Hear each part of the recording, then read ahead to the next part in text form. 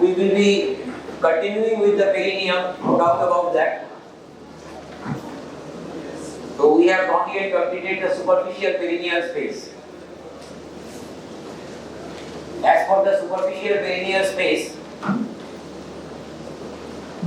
we have said how it looks like. It is more or less triangular. It is more or less triangular.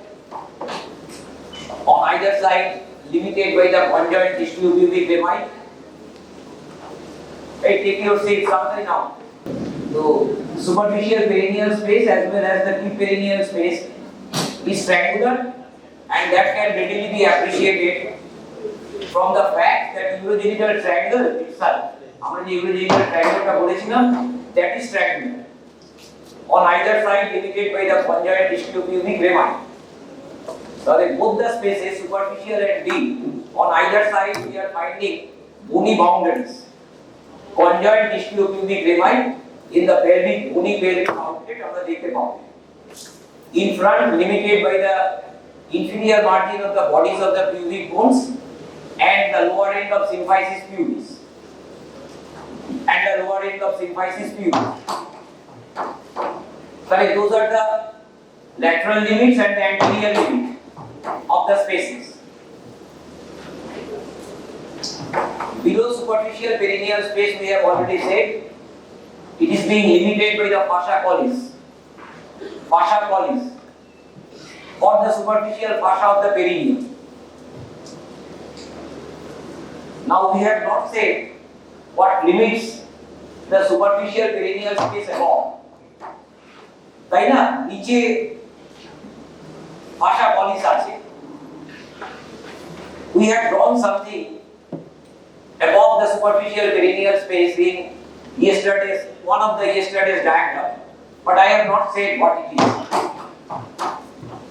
So, limiting above, the limit above the superficial perineal space or the superficial perineal space or pouch is being blocked above. উপরে কি আছে? Blocking the space. উপরে একটা tough sheet আছে. And that is the most important fibrous sheet in the urogenital triangle. ওই sheetটার presence কিন্তু তোমাকে মনে রাখতে হবে.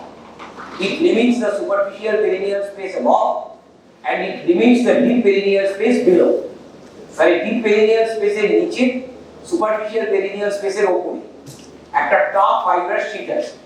That sheet is being called as the perineal membrane. That sheet is being called as the perineal membrane. তাহলে the spaces look like this. Space গুলো এরকম মতো দেখতে. এটা symphysis pubis. এই ধরো conjoint tissue-pubic rami আছে. These are the conjoint tissue-pubic rami. Stretching between the conjoint tissue-pubic rami, we will be finding a fascial sheet like this. A fascial sheet like this. পুরো জায়গাটা যদি একটা fascial sheet আছে. This fascial sheet is very important. This is very strong. It literally gives support to most of the structures within the urogenital triangle. This is being called as the perineal membrane. ঠিক আছে? তাহলে it is the upper limit of the superficial perineal space, lower limit of the deep perineal space. This perineal membrane. About the contents, আমরা কালকে বলেছি centrally in the male perineum lies the bulb of penis. The bulb is fixed behind to the perineal membrane and via the perineal membrane to the central point of the perineum or the perineal body. এই রকম জায়গায় perineal bodyটা আছে. এরকম জায়গায় ধরো perineal body আছে. This is the perineal body. And here lies the bulb like this. This is the bulb.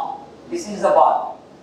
Now this bulb is fixed to the perineal membrane only behind. ঠিক আছে, সামনের দিকে কিন্তু bulb is free from the perineal membrane because the longitudinal extent of the bulb is giving attachment to the muscle covering it. ওই যে bulbospongiosum করে মাসলটা আছে, that covers the bulb. Bulbটা হচ্ছে একটা cylindrical body, cylindrical spongy body lies in the center, lies in the center. এই রকম জায়গায় রয়েছে bulb. এটা একটা cylindrical spongy body. It is being covered by the bulbospongiosum muscle. Bulbospongiosum muscle,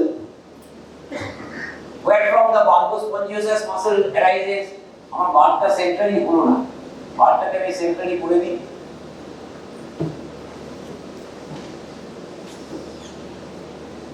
এরকম মতো বাল্বটা আছে, এটা বাল্ব। আমরা যখন when we will expose the superficial perineal space after cutting the fascia collis, we will immediately encounter the bulb. But yesterday I have said that the bulb is not naked, it is being covered by the bulbospongiosum muscle. That is, since that is a muscle, it must have its origin insertion. Muscle মানেই কিন্তু দুটো attachment থাকতে হবে, একটা origin থাকতে হবে, একটা insertion থাকতে হবে। The bulbospongiosum muscle has a central raphe like this. এরকম একটা central raphe আছে bulbospongiosum muscle. On the under surface of the bulb, এরকম একটা raphe আছে. From this raphe, the fibers of bulbospongiosum will be arising like the quills of a feather. এইরকম ভাবে muscle fiber arise করে from the central raphe. From the central raphe. এইরকম ভাবে মাসলটা আছে। তাহলে this muscle, after covering the bulb, must attach somewhere. Tahle where it is attached?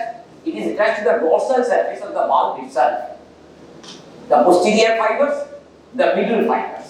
কারণ bulb এর একটা longitudinal extent আছে, the posterior surface after covering the bulb attached to the dorsal surface. The middle fibers covering the bulb attached to the dorsal surface.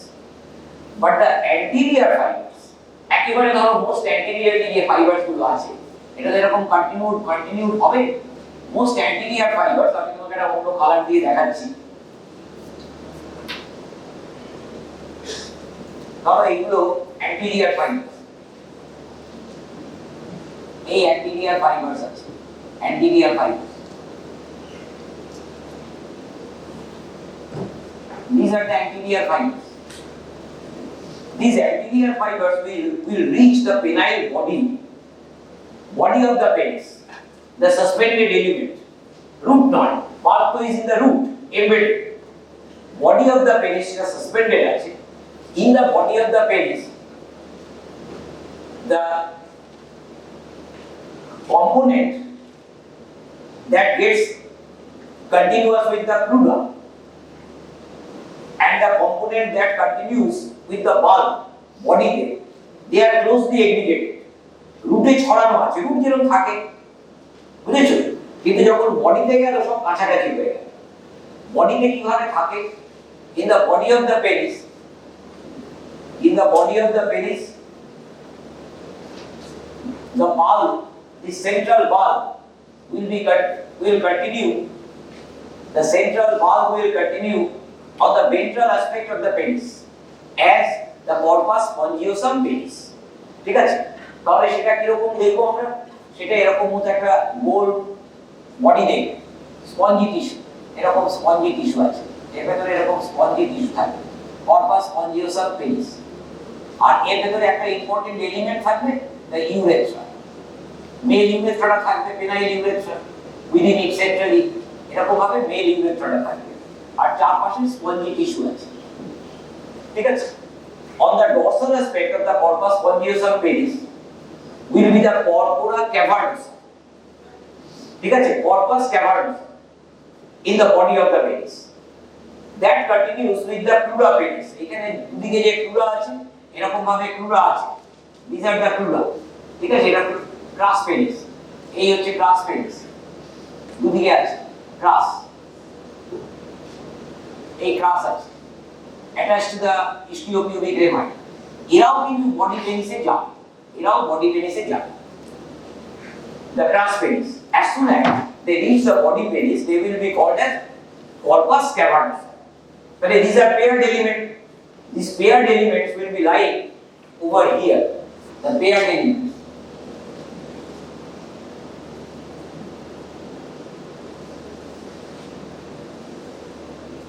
এইরকম দুটো paired element আমরা দেখতে পাবো। Again spongy tissue, এর ভেতরে কিন্তু কোনো ইউরেথ্রা নেই, only spongy tissue. corpora cavernosa, corpora cavernosa. তাহলে বডি অফ দ্য পেনিসে আমরা এরকম তিনটে ক্রস সেকশন, তিনটে সিলিন্ড্রিক্যাল এলিমেন্টস দেখতে পাবো। In the body penis, cylindrical elements, and in the cross section, this will be appearing spherical elements. ঠিক আছে? Corpora cavernosa, corpus spongiosum, and covering everything, there will be the fascia penis. এখানে একে cover করে fascia penisটা থাকবে। এরকম fascia penis আছে, একে cover করে। In the body, আমাদের স্পেসিমেন আছে, দেখবে খুব ভালো দেখা যায় স্পেসিমেনে, পরীক্ষায় দেওয়া হয়। There you have to identify the corpora cavernosa, the corpus spongiosum. You have to identify the penile urethra.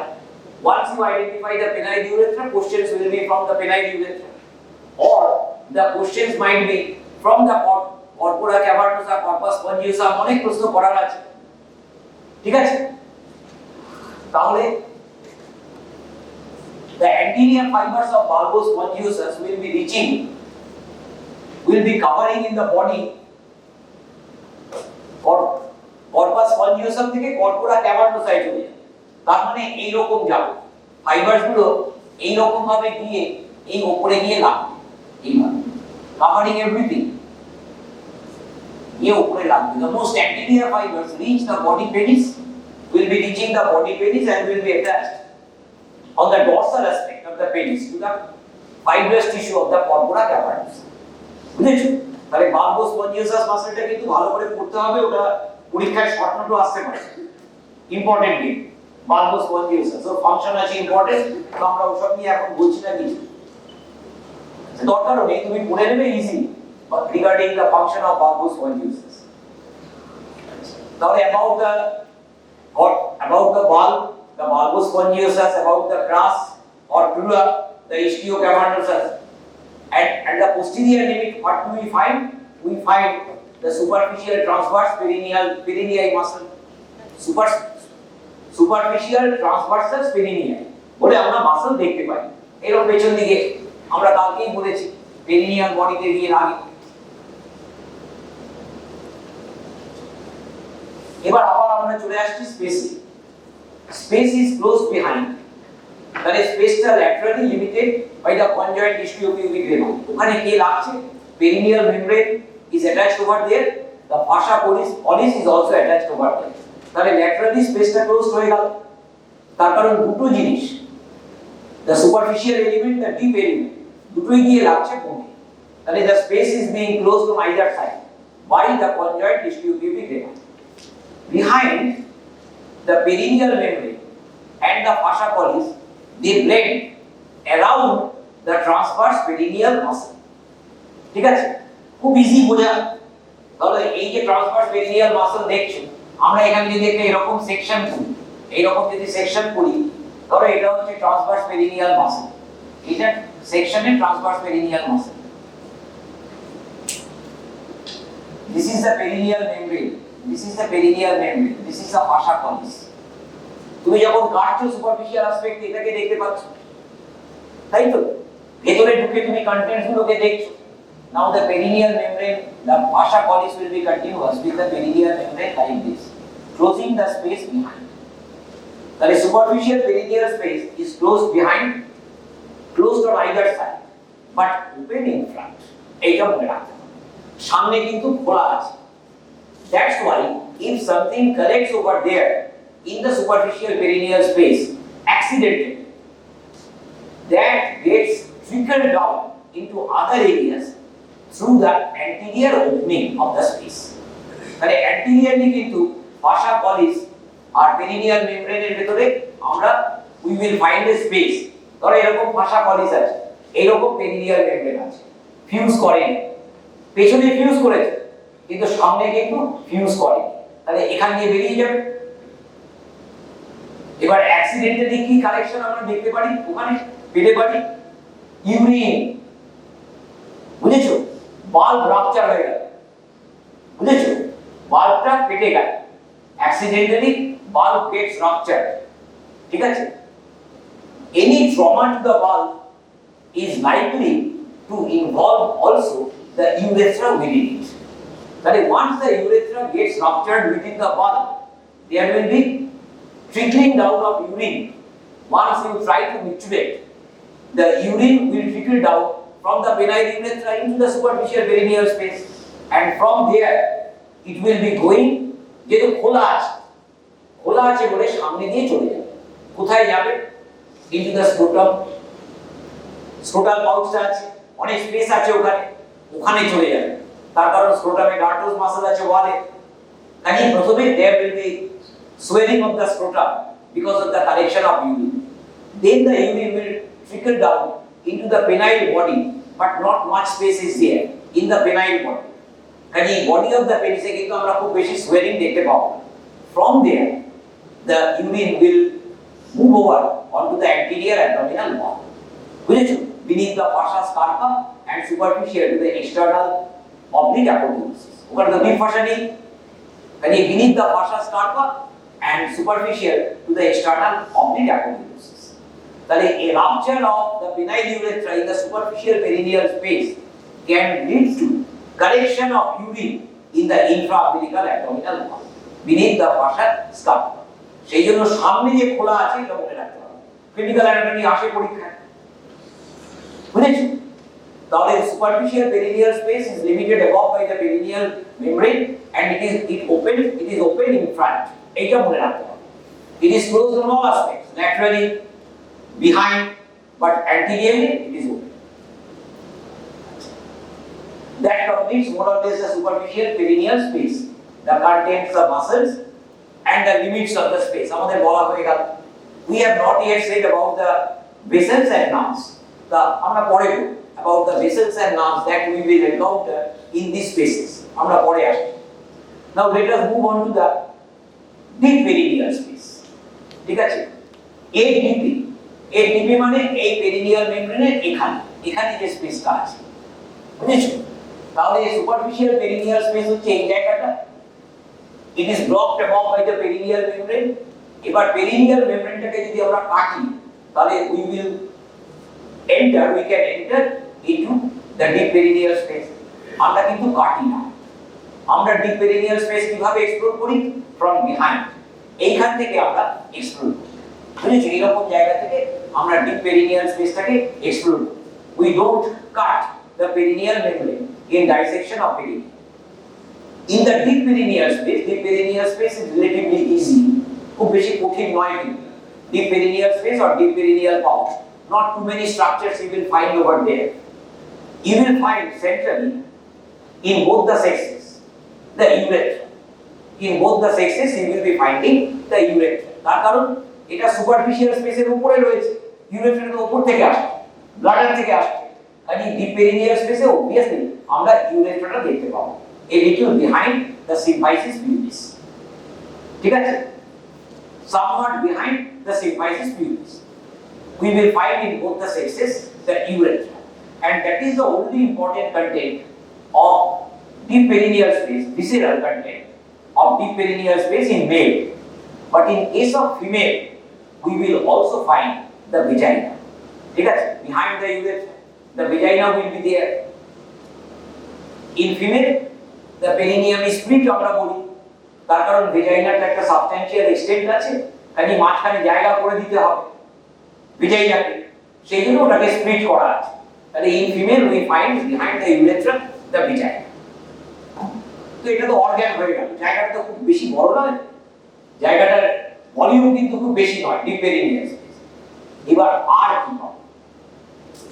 এখানে একটা not so significant A muscle আমরা এনকাউন্টার করব, paired muscle on either side. ওটা মনে রাখো, খুব একটা কঠিন নয়। নাম কি? নামটা হচ্ছে ডিপ ট্রান্সভার্স পেরিনিয়াল মাসল। ঠিক আছে? Deep transverse perineal muscle. তাহলে সুপারফিশিয়াল ট্রান্সভার্স পেরিনিয়াল মাসল এখানে আছে, ঠিক আছে? ডিপ পেরিনিয়াল স্পেসে ঠিক এর নিচে বা এর নিচে মানে যখন আমি ডিসেকশন করছি, ডিসেকশন তো পেরিনিয়াল অ্যাসপেক্ট থেকে করি, কাজে নিচে হবে, কিন্তু অ্যানাটমিক্যাল পজিশনে উপরে। তাহলে ডিপ ট্রান্সভার্স পেরিনিয়াল মাসল আমরা দেখতে পাবো। মনে রাখা এমন কিছু ডিফিকাল্ট, একই রকম অ্যালাইনমেন্ট আছে সুপারফিশিয়াল ট্রান্সভার্স পেরিনিয়াল মাসলের। ওটা কিন্তু এমন কিছু ইম্পর্টেন্ট নয়। মোর importantly we will find here another muscle which is very important, and that is being called as the external urethral sphincter. External urethral sphincter, the voluntary sphincter. ঠিক আছে, maintaining continence of urine. এই যে আমরা ইউরিনটাকে ধরে রাখতে পারি, ধরো micturition reflex starts, you got the art to micturate, কিন্তু টাইম এন্ড স্পেস যদি ঠিক না থাকে তাহলে consciously we control the desire to micturate, তাই না? টাইম এন্ড স্পেস ক্লাস করছো, আমি তোমাকে অ্যালাউই করবো, বলবো না হোল্ড, তাহলে হোল্ড করতে গেলে, কন্ট্রোল করতে গেলে অটোনমিক স্ফিংটার দিয়ে তো হবে না, ইনভলন্টারি স্ফিংটার তো পারবে না, ও তো ইনভলন্টারি, তাহলে ভলান্টারি স্ফিংটার দরকার। তাহলে সেই যে voluntary urethral sphincter, that is being housed in the deep perineal space. তাহলে এইটা কিন্তু ভীষণভাবে মনে রাখতে হবে। তাহলে ডিপ পেরিনিয়াল স্পেসের সবথেকে ইম্পর্টেন্ট জিনিস কি? Voluntary urethral sphincter, voluntary urethral sphincter, voluntary urethral sphincter.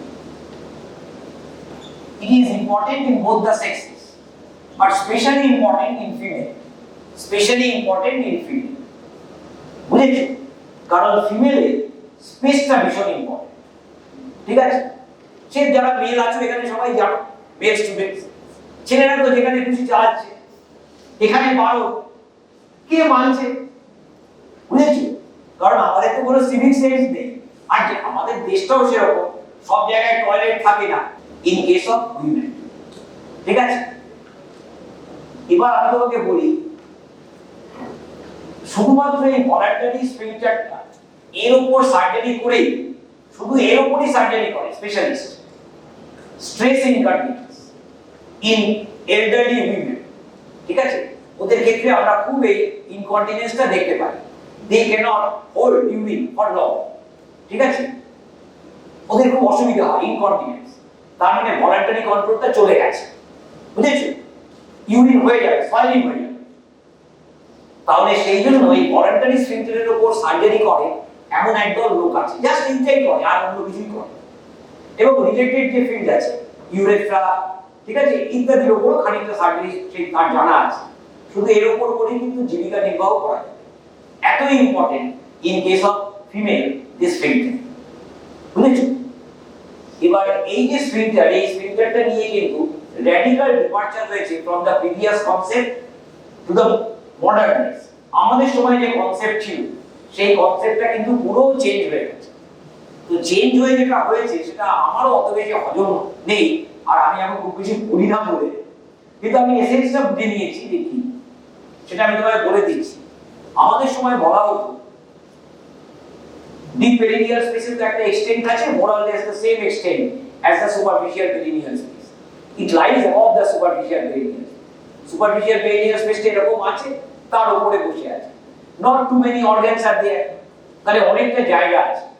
আমাদের সময় বলা হতো the entire area is being covered by the sphincter urethral muscle or the voluntary urethral sphincter muscle. শুধু পেছনে deep transverse perineal muscle-টা আছে, বাকি জায়গাটা আমরা ওই জিনিসটাকেই দেখতে পাবো, ওই মাসেলটা। কিন্তু আজকাল বলা হচ্ছে this voluntary sphincter is in both the sexes. In both the sexes, this voluntary sphincter is intrinsic to the urethra. Is intrinsic to the urethra. Intrinsic to the urethra মানে urethra একটা টিউব। ঠিক আছে, urethra একটা narrow tube. সেই যে narrow টিউবটা muscle আছে, smooth muscle থাকবে, টিউব তো একটা অর্গান, তাহলে সেখানে স্মুথ মাসল আছে। সেই স্মুথ মাসলকে অগমেন্ট করেছে স্ট্রাইটেড মাসল।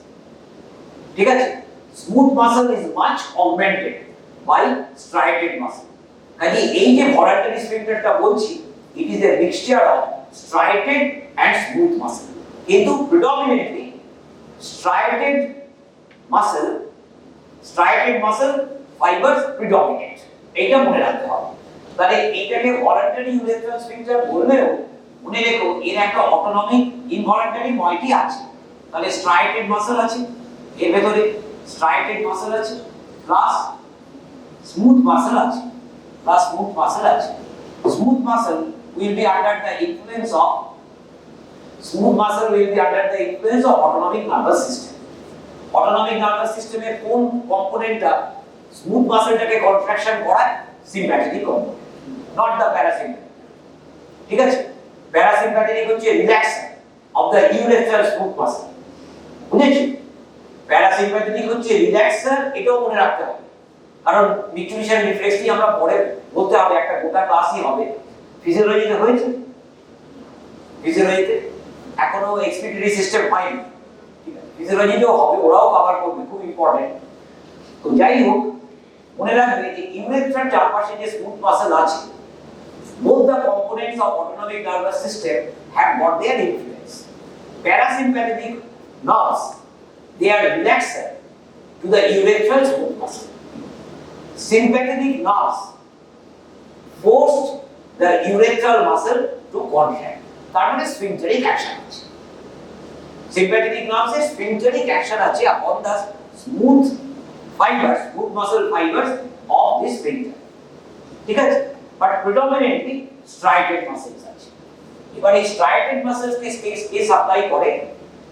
এই striated muscles গুলোর জন্য nerve of the perineum is responsible। যে নার্ভটা আছে পেরিনিয়ামে, গোটা perineum, anal triangle, urogenital triangle, everything is being supplied by that somatic nerve. That nerve is being called as the pudendal nerve. যে pudendal nerve-কে তুমি লুটিয়ার রিজিয়নে একটুখানি দেখেছি, লুটিয়ার রিজিয়নে তো তুমি একটু দেখেছো, একটা ছোট্ট স্টেপ, মেটার সায়াটিক ফোরামেন দিয়ে বেরোলো, প্রেসার সায়াটিক ফোরামেন দিয়ে লিভ করলো, ইন বিটুইন সেক্রোস্পাইনাস লিগামেন্টের উপরে বসে থাকে। ওই pudendal nerve-টা has got a long course in the perineum, ঠিক আছে, আমরা পরে আসছি ওখানে বলবো। তো this pudendal nerve supplies the striated muscle। তাহলে pudendal muscle, pudendal nerve force the striated muscle component, the voluntary component of the urethral sphincter, ঠিক আছে, to contract. Pudendal nerve fibers, they force the voluntary sphincter to contract, to enable continence of urine। আমরা যে ধরে রাখতে পারি, ইউরেথ্রাটাকে যে block করতে পারি, that is mostly because of the pudendal nerve, healthy pudendal nerve। তাহলে এখনকার কনসেপ্টটা কি? এখনকার কনসেপ্টটা হচ্ছে it is an intrinsic urethral muscle, বাস এটা মনে রাখো, it is an intrinsic urethral muscle, intrinsic urethral muscle, intrinsic urethral muscle, intrinsic urethral muscle, মানে confined around the urethra, beyond the urethra কিন্তু নেই, ঠিক আছে। obviously একটা thickness থাকবে, voluntary muscle যেহেতু, তার একটা thickness থাকবে। তাহলে any injury to this voluntary sphincter will give rise to incontinence. Any injury to this voluntary sphincter can lead to incontinence. এটা আমি কি বললাম, এই incontinence-টা বেশি দেখা যায় in elderly women, ঠিক আছে, আগে অনেক বেশি কমন ছিল because of multiple parts, বুঝেছো? multiple parts, normal labor, multiple part, normal labor, vaginal delivery হচ্ছে, ধরো 10টা বাচ্চা আছে, তাহলে there is every possibility of damage in any of the child birth। 8-9টা বাচ্চা আছে বা 5-6টা বাচ্চা আছে, নরমাল ডেলিভারি হয়েছে, একটা যে কোনো সময় তো ডিফিকাল্ট ডেলিভারি হতে পারে, ঠিক আছে, সেই ডিফিকাল্ট ডেলিভারি যদি হয়, ভিজাইনা দিয়ে নামছে presenting part of the fetus, ঠিক আছে, অর দ্য নিউবর্ন, ইউরেথ্রাকে ড্যামেজ করে দিল। ইউরেথ্রা ড্যামেজ মানে voluntary sphincter ড্যামেজ, ঠিক আছে। তাহলে difficult childbirth is one of the reasons of such incontinence in elderly women, ঠিক আছে। এছাড়া আর কিভাবে ড্যামেজ হতে পারে? ইনস্ট্রুমেন্টেশন, ঠিক আছে, আমাদের ইউরেথ্রা দিয়ে ইনস্ট্রুমেন্টেশন করতে হয়, অনেক সময় ক্যাথেটারটা দিতে হয়, অনেক সময় মেটাল ক্যাথেটারও ইন্ট্রোডিউস করতে হয়। তাই instrumentation can lead to rupture of the urethra, বুঝেছো? তাহলে voluntary urethral sphincter is very important and we will find that in the deep perineal space। এবারে এই deep perineal space আগে মনে করা হতো in our times it is a closed space, মানে অনেক কনসেপ্ট পাল্টে গেছে, বুঝলে তো, মানে একেবারে র্যাডিক্যাল ডিপারচার হয়েছে। 38 গ্রেডে যা আছে 42nd গ্রেজ এডিশনে পুরো পাল্টে গেছে। Deep perineal space in our time it is being thought as a closed space. আমাদের সময় বলা হতো এটাকে deep perineal space along with its contents, deep perineal space, its contents and the fascial elements. Fascial elements নিয়ে এই জিনিসটাকে বলা হতো urogenital diaphragm। আমি কালকে একবার বলেছি টার্মটা urogenital diaphragm মানে কি, এই প্রিভিয়াস কনসেপ্টটা জেনে রাখো, তার কারণ ওটার উপর দাঁড়িয়ে তো রিসার্চ হয়েছে।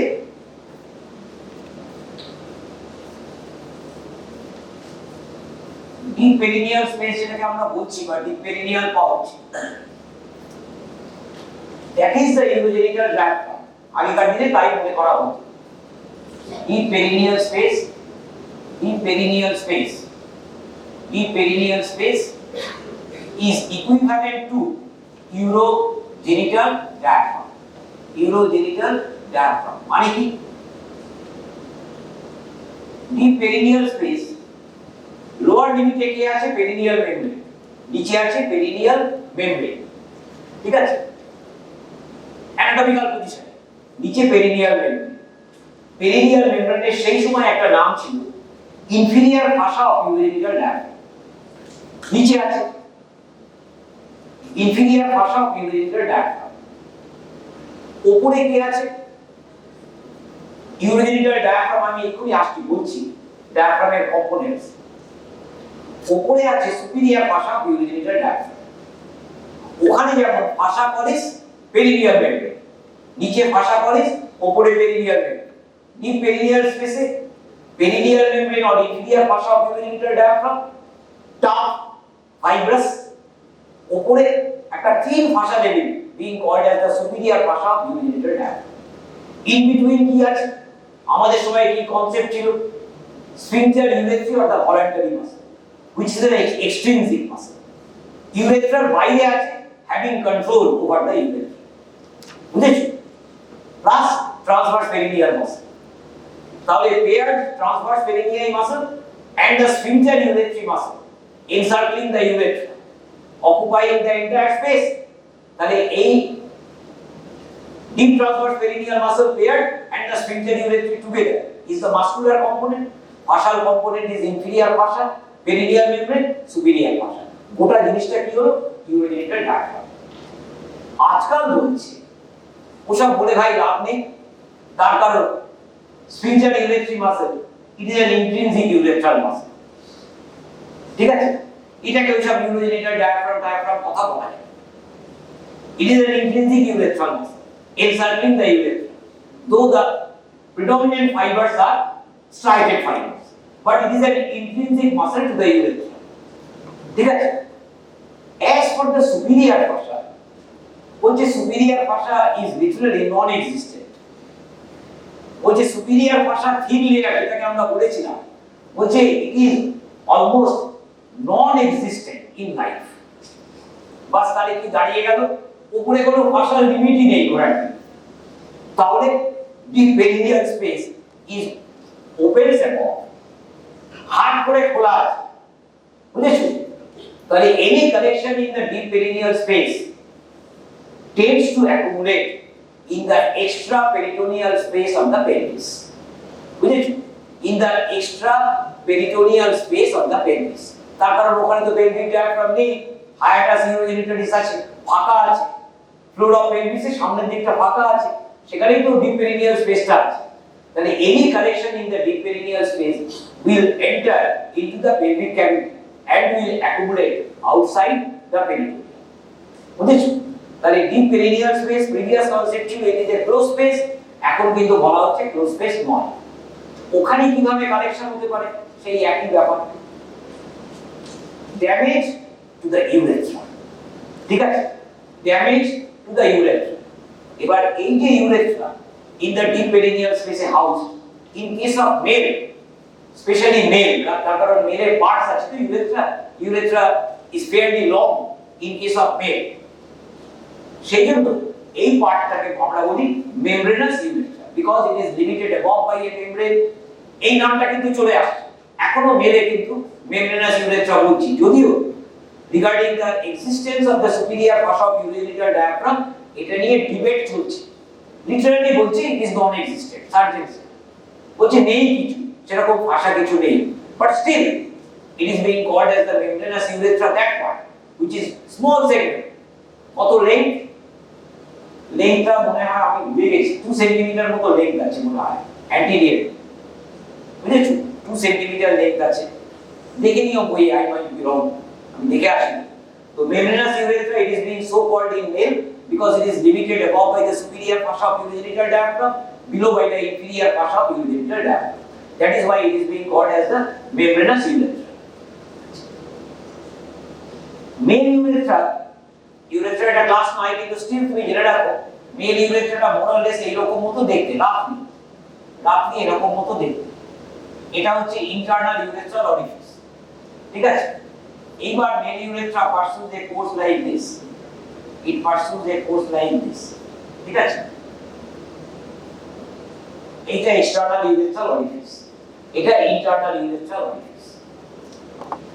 আচ্ছা, এই যে অংশটা তুমি দেখছো, এর মধ্যে ধরো এই যে অংশ, এই অংশটা in case of male it will be housed within the prostate. ব্লাডারের নিচে যে প্রস্টেট গ্ল্যান্ডটা আছে তার ভিতরে, সেই জন্য ইন এল্ডারলি মেল এই মিকচুরেশন রিফ্লেক্সে কিন্তু বিরাট গন্ডগোল হয়, difficulty in micturition in many forms. সেটা যখন আমরা মিকচুরেশন পড়াবো আমরা বলবো ডিফারেন্ট ফর্মে প্রেজেন্ট করতে পারে। মেল এজেড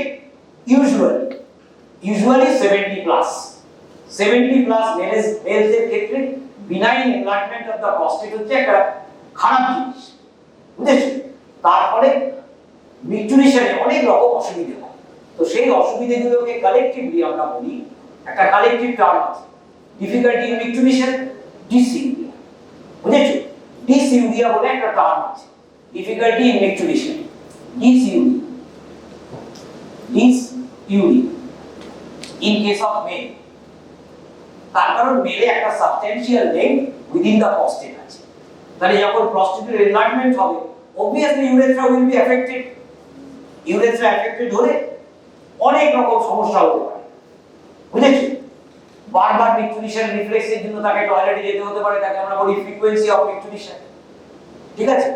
এবার টয়লেটে গেল, গিয়ে দাঁড়ালো, বুঝেছো, কিন্তু হচ্ছে না, অনেক কষ্ট করে হলো, তাকে আমরা বলি হেজিটেন্সি, বুঝেছো? তারপরে তুমি দাঁড়ালে, হলো, তারপরে ড্রিবল দাও, টয়লেটে লোকে বাইরে থেকে নক করছে, আরে বেরো, বুঝেছো? প্রেসিপিটেন্সি, এরকম অনেক রকম সমস্যা হতে পারে, বিনাইন এনলার্জমেন্ট এছাড়া আরো অনেক হতে পারে। অ্যাকিউট ইমার্জেন্সি হয়, রিটেনশন অফ ইউরিন, ব্লাডার এখানে চলে এসেছে, বুঝেছো? আর সঙ্গে সঙ্গে চলো ডাক্তারের কাছে চলো, ক্যাথেটার না করলে আর হচ্ছে না, বুঝেছো? তার কারণে এই জায়গাটা পুরো ব্লক হয়ে গেছে, এই জায়গাটা পুরো ব্লক, প্রস্টেটিক ইউরেথ্রা ব্লক। তাহলে আসবে কি করে, বুঝেছো? এটা কখন হবে কেউ জানে না, বিনাইন এনলার্জমেন্ট অফ প্রস্টেট। তখন ক্যাথেটার ইন্ট্রোডিউস করব। এবার ক্যাথেটার যদি আমি ইউরেথ্রা দিয়ে ইন্ট্রোডিউস করতে পারি তাহলে খুব ভালো, আর যদি না করতে পারি, যদি ফেল করি, তাহলে কাটতে হবে পেট, সুপ্রাপিউবিক সিস্টোস্টমি করতে হবে, বুঝেছো? তাই অনেক রকম সমস্যা হতে পারে ওই একটা গ্ল্যান্ড, প্রস্টেট গ্ল্যান্ড, তার জন্য, বুঝেছো? কিন্তু গ্ল্যান্ডটার প্রয়োজন আছে reproductive life of the male. খালি এই প্রস্টেট গ্ল্যান্ড থাকার কোনো কিছু থাকলে সমস্যা হবে, কিন্তু কখন হয়? এলডারলি মেলে, benign enlargement of the prostate আমরা বলি। ইন কেস অফ ফিমেল, এবার তাহলে এই যে জায়গাটা, এই ছোট্ট জায়গাটা কোথায় আছে? এই ছোট্ট জায়গাটা হচ্ছে এই যে জায়গাটা আমি আঁকলাম, এটাকে আমরা বলছি membranous urethra. It is in the deep perineal space. তারপরে এই যে অংশটা, এই অংশটা কোথায় আছে? এটা আছে উইদিন দ্য বাল্ব। কোথায় আছে? সুপারফিশিয়াল পেরিনিয়াল স্পেসে, সুপারফিশিয়াল পেরিনিয়াল স্পেসে, এই, বুঝেছো? এটা উইদিন দ্য বাল্ব আছে। বাল্বটা কোথায় আছে? সুপারফিশিয়াল পেরিনিয়াল স্পেসে, তাহলে একে আমরা বাল্বার ইউরেথ্রা বলবো, বুঝেছো? তারপরের অংশটা এটা কোথায় আছে? এটা বডি অফ দ্য পেনিস আছে, ঠিক আছে? তাহলে penile urethra মানে a part of the penile urethra is in its root in the bulb, ঠিক আছে? a part of penile urethra is in the body of penis. পুরো জিনিসটাই আছে কোথায়? একটা স্পঞ্জি টিস্যু, সেই জন্য এটাকে আমরা কি বলি? Spongy urethra. কাজেই মেলে ইউরেথ্রা ইজ ফেয়ারলি লং, ঠিক আছে? ইন ইটস কোর্স কার্ভ আছে, কাজেই মেলে কিন্তু হোল্ডিং দ্য ইউরিন কিন্তু রিলেটিভলি ইজি। কিন্তু দুর্ভাগ্য হচ্ছে মেলেরা যে কোনো জায়গায় যেতে পারে, বুঝেছো? মেলে কিন্তু হোল্ডিং দ্য ইউরিন, যার জন্য মেল স্টুডেন্ট আমাদের এখানে যদি বলে টয়লেটে যাবো, আমার মতো লোক হলে আমি যেতেই দেবো। আরে তোর তো অনেক কন্ট্রোলের স্টুডিও, এত লম্বা কার্ভ আছে ইউরেথ্রা, লম্বা মানে ইউরেথ্রার কথা বলছি, ডোন্ট টেক ইট আদারওয়াইজ। আচ্ছা এবার আরে এইসব বলতে গেলে এরকম বলতেই হবে। আচ্ছা ইন কেস অফ মেল এই সুবিধাটা আছে, but in case of female, it is shorter and almost fatter. Bladder, এই ধরো ব্লাডারটা আছে এখানে, এই রকম ব্লাডার আছে, এই ব্লাডার আছে, এইটা ব্লাডার, আর এই ইউরেথ্রা নাম, এই পুরো vertical short. Can you holding urine in female is very difficult. That is why এই যে urethral sphincter in the deep space, এটা ভালো করে তোমাকে পড়তে হবে। এর অনেক কম্পোনেন্ট আছে, বুঝেছো? যাকে আমি এনসার্কেল করে স্ট্রাইটেড মাসল আছে, তাকে আমরা বলি sphincter urethralis। এবার ওটা দিয়ে হচ্ছে না, তার নিচে আবার একটা গ্রুপ অফ ফাইবারস আছে, স্ট্রাইটেড মাসল ফাইবারস, সেটা ইউরেথ্রা প্লাস ভিজাইনাকে এনসার্কেল করে, তার নাম হচ্ছে sphincter urethrovaginis। এইরকম তিনটে কম্পোনেন্ট আছে voluntary urethral sphincter in the deep perineal space in case of women, বুঝেছো? কাজে সেই জন্য কিন্তু এই voluntary urethral sphincter may come as a short, বুঝেছো? সেখানে তুমি একটা কারসারি লিখলে কিন্তু নম্বর পাবে না, কারণ ওখানে কিন্তু ফিমেলের যে তিনটে কম্পোনেন্ট পাওয়া যায় ওটার কথা তোমাকে লিখতেই হবে। মেল ফিমেল করে একটা টেবিল করে, মেলে কি রকম, ফিমেলে কি রকম, বুঝেছো? এবং পুরোটাই আছে ভলান্টারি urethral sphincter কোথায় আছে? In the deep perineal space. কাজে ডিপ পেরিনিয়াল স্পেসে সবথেকে ইম্পর্টেন্ট urethral sphincter, এটা মনে রাখবে। তাহলে that more or less completes the deep perineal space. It opens above into the pelvic cavity, এটা মনে রাখবে। নেক্সট আমরা চলে আসি, সময় বেশি নেই, about the nerves and vessels। খুব বেশি ডিফিকাল্ট নয়, আমি খুব সিম্পলিফাইড ম্যানারে বলে দেব the nerves and vessels। Next চলে এসো vessels and nerve। আচ্ছা নার্ভ আমি বলেছি অলরেডি, নার্ভটাকে বলে দিয়েছি। নার্ভ হচ্ছে pudendal nerve, pudendal nerve.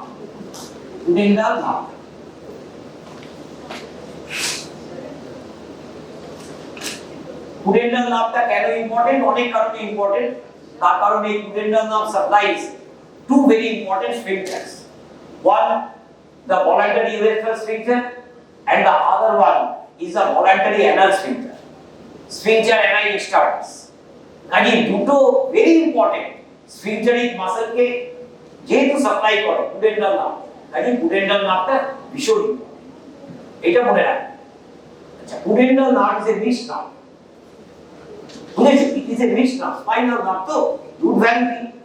Pudendal নার্ভের রুট ভ্যালু হচ্ছে it is from the sacral plexus S2 3 4 ventral rami of S2 3 4, ঠিক আছে? সেখান থেকে পুডেন্ডাল নার্ভটা তৈরি হয় along with other nerves S2 3 4। এই রুট ভ্যালু নিয়ে অন্য নার্ভও আছে, প্লেক্সাস থেকে আসছে। কাজে পুডেন্ডাল নার্ভের রুট ভ্যালু মনে রাখবে ventral rami of S2 3 4। এই তিনটে ventral rami থেকে স্পাইনাল নার্ভ থেকে পুডেন্ডাল নার্ভ আসে। Functionally it is a mixed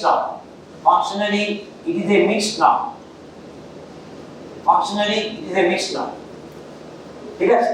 তার মানে এখানে সেন্সরি ফাইবারস আছে, sensory fibres supply most of the skin of the perineum. এই যে পেরিনিয়াল স্কিন ডায়মন্ড শেপটা আমরা দেখিয়েছি, এখানে অন্য নার্ভস কন্ট্রিবিউট করে, আমি ওইসব নার্ভের নাম বলবো না, ওই লেখা আছে দেখে নেব।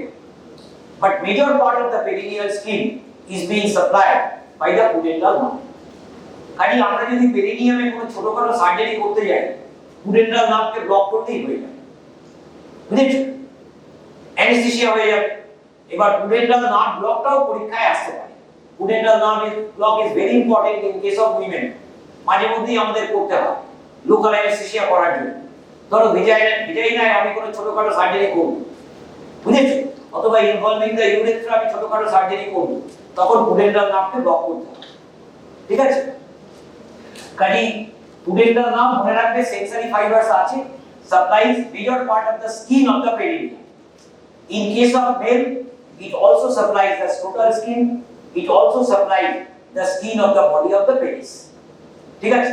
পুডেন্ডাল। আচ্ছা, তাহলে which now sensory fibers এর কথা আমি বলে দিলাম। Motor fibers will be supplying the muscles of this region.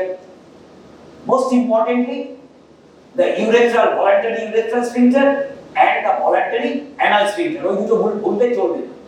এছাড়া যতগুলো মাসল তুমি এখানে পেলে সবাইকে সাপ্লাই করবে। Superficial transverse perineal muscle, deep transverse perineal muscle, bulbospongiosus muscle, ischiocavernosus muscle, all the muscles will be supplied by the muscular branches of pudendal nerve, ঠিক আছে? এইবার এই পুডেন্ডাল নার্ভের যেহেতু নার্ভ একটা ইম্পর্টেন্ট নার্ভ, এটাকে block করতে হয়, এর ব্রাঞ্চগুলোর নাম মনে রাখো। পুডেন্ডাল নার্ভ ট্রাঙ্ক থেকে while it is in relation to the ischiorectal muscle, ওই যে অ্যানাল ট্রায়াঙ্গেল আছে, পুডেন্ডাল নার্ভটাকে আমরা প্রথম দেখতে পাবো ওখানে।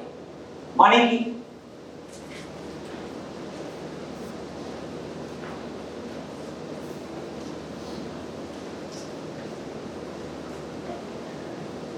আমি কি আঁকছি তুমি বলবে আমাকে।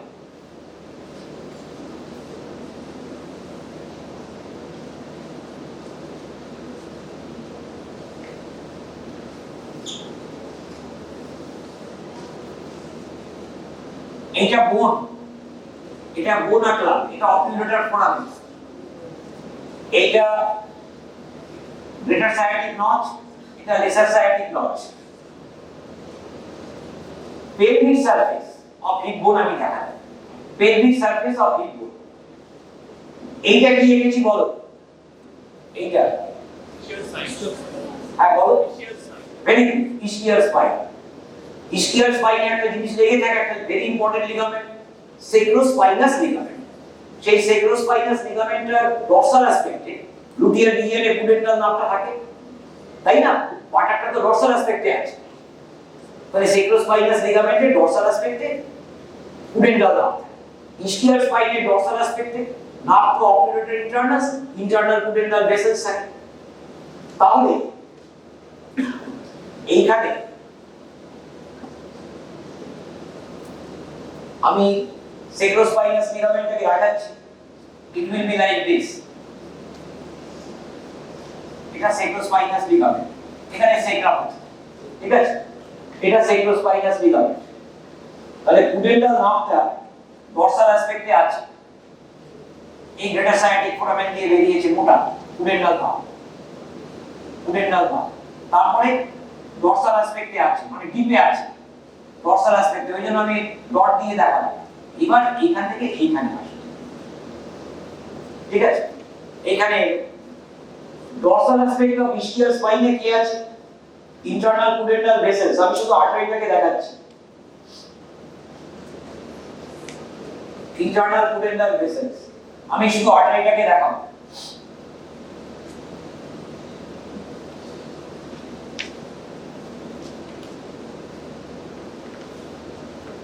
এই হলো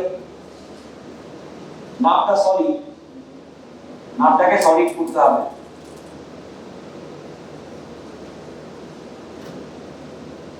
This is a nerve, this is the artery। আমি ভেন দেখালাম,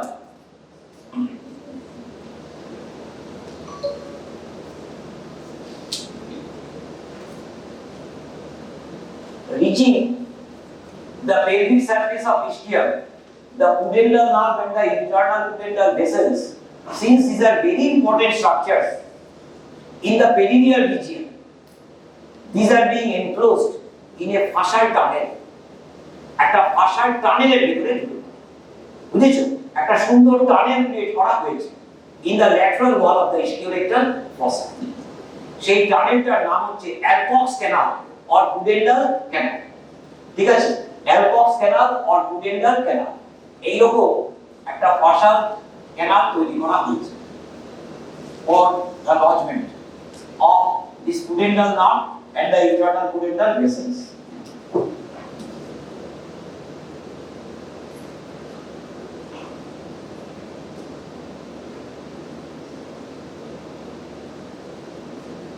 এই pudendal nerve আসছে আর internal pudendal vessels. আমি শুধু আর্টারিটা দেখাচ্ছি।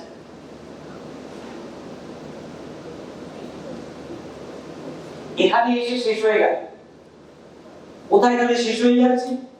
at the base of the perineal membrane. বুঝেছো?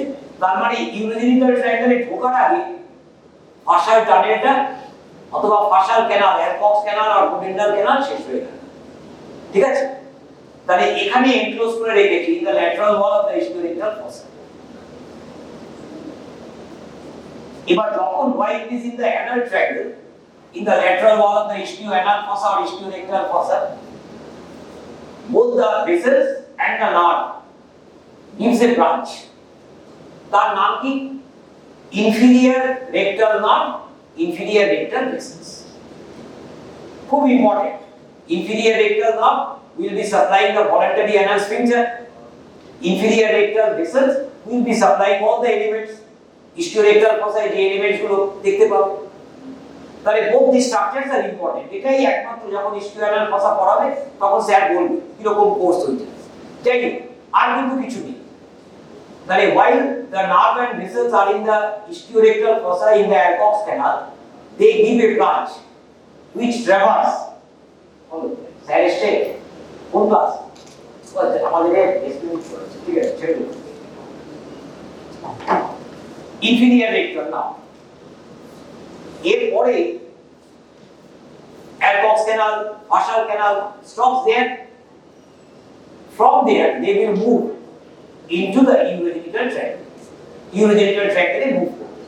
urogenital tract এ যখন মুভ করবে তখন নার্ভটা মুভ করার আগে দুটো ভাগ হয়। নার্ভটা দুটো ভাগ হয়। একটা ভাগ এইদিকে যাবে সুপারফিশিয়াল পেরিনিয়াল স্পেসে আর আরেকটা ভাগ উপরের দিকে যাবে। আরেকটা ডিপ পেরিনিয়াল স্পেসে যাবে। এই দুটো নার্ভের একটার নাম হচ্ছে perineal nerve and the other one is dorsal nerve of penis. এবার এই থেকে ডিফারেন্ট ব্রাঞ্চেস আছে। পেরিনিয়াল নার্ভ চলে আসুন হ্যাঁ বসুন আপনি চলে আসুন। Perineal nerve will have many branches. It will be in the superficial perineal space. Dorsal nerve of penis will be in the deep perineal space. বাস এইটা মনে রাখবেন। Internal pudendal artery, ঠিক আছে, এরও perineal artery branch থাকবে। After giving that perineal artery which will enter that superficial space, it will continue in the deep space. We will be giving branches.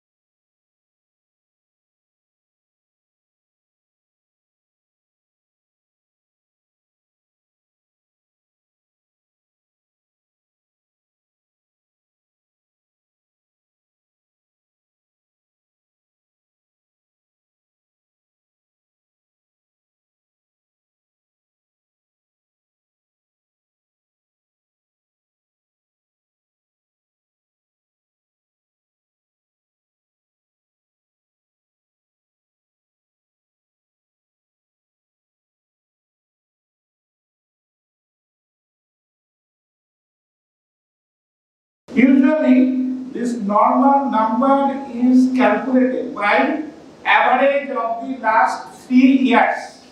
Suppose last 3 years মানে 19 20 21 22 এখানে case হয়েছে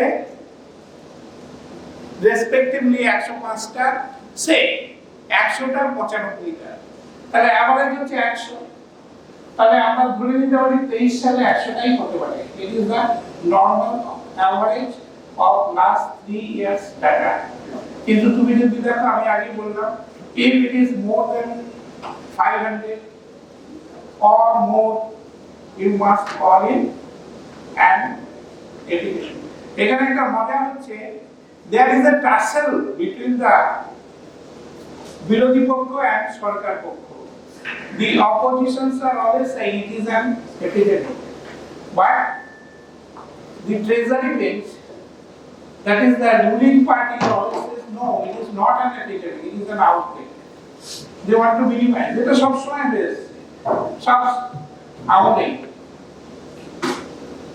কিন্তু আমরা statistically যদি এখানে দেখি তাহলে the formula is 2 standard error from the normal occurrence সেগুলো will be discussed in your statistical class it is very easy to say which disease is epidemic or not epidemic that is cholera gastroenteritis food poisoning influenza these are very easy to say this is epidemic demarcate but in case of non-communicable diseases it is difficult in that area we have to take the advantage of our statistics what I say that is 2 standard errors from the normal occurrence for the causation of the disease the epidemiology says that is there is a triangle which is known as epidemiological triangle and the 3 angles are occupied by agent host and environment and if there is any interaction then the disease occurs suppose I am in the midst of COVID everywhere is COVID that is the agent is present environment is also congenial because it is by droplet infection I went into a gathering and I am the host not only host I am a susceptible host আমার হতে পারে COVID but still there is no COVID in me why because there is no interaction between the agent host and environment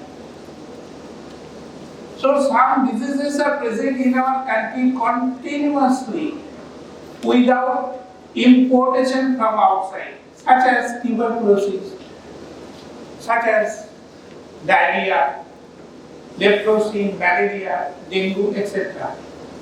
These are called endemic diseases. But when the endemic diseases become epidemic, when the epidemic becomes pandemic, good example was COVID-19. There are so many examples from centuries before. Because there is interaction that what I want to say that there is alteration in the equilibrium between the agent host and environment now in epidemic obviously there is an imbalance between the agent host and environment now it is the duty of the health administrator is to find out where is the imbalance why it occurred, what is the source, what is the mode of transmission, who are suffering from this disease, what are the conditions and factors which causes flooding of disease. You apply these questions to COVID-19. It is applicable to all infectious diseases. And finally, it gives a clue about how to do it. Our ultimate aim, so ultimate is to prevention. That is, there is no recurrence. আবার যাতে না হয় we can save our people. So, the aim of epidemiologist is already I have told that is to find out the magnitude and distribution of the problem. কোথায় example COVID দিয়ে বলি recent example কোথায় কোথায় COVID হয়েছে distribution and what is the magnitude কত লোক suffer করেছে, what is the condition, what are the factors which are responsible for the spread of the disease, what is the source of infection, what is the etiological agent and how it spread, and ultimately he gives an idea about prevention of the disease. You apply it in case of COVID-19. So in my service life in government sector, I have engaged in control of epidemic. Many epidemics, gastroenteritis, dengue, influenza, SARS, okay, COVID, etc. These are the things. COVID comes always because it is the latest and it is not an epidemic, it is a pandemic. Already I have told you what is pandemic. That is when the epidemic crosses the geographical and political boundaries and spread in different continents at a time. It is called pandemic. Previously it was influenza, it was plague, all these things, cholera, Asiatic cholera. এবার যেমন মারা গেল লাখ লোক ইউরোপে, আমিও দেখেছি সেই ব্যাগে করে নিয়ে যাচ্ছে কোভিড পেশেন্ট, সেরকম আবার জন্মের আগে ইনফ্লুয়েঞ্জা হয়েছে, প্লেগ হয়েছে, লোকে পালিয়ে যাচ্ছে কলকাতা থেকে শহরাঞ্চল। In this epidemic, in influenza in 1919, 1919 সাল, যে সালে আমি মনে রেখেছি আমার মায়ের জন্ম, সেই সালে কয়েক মিলিয়ন লোক ইউরোপে মারা গেছিল due to influenza, this common influenza. কয়েক মিলিয়ন লোক, তখন কত লোক কম ছিল।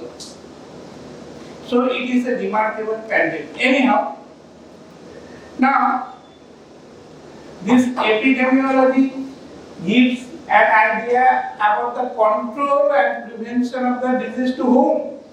To the district administrator. Who are they? They are chief medical officers of health. They are block medical officers of health. They gives idea about the epidemiological investigators and do accordingly.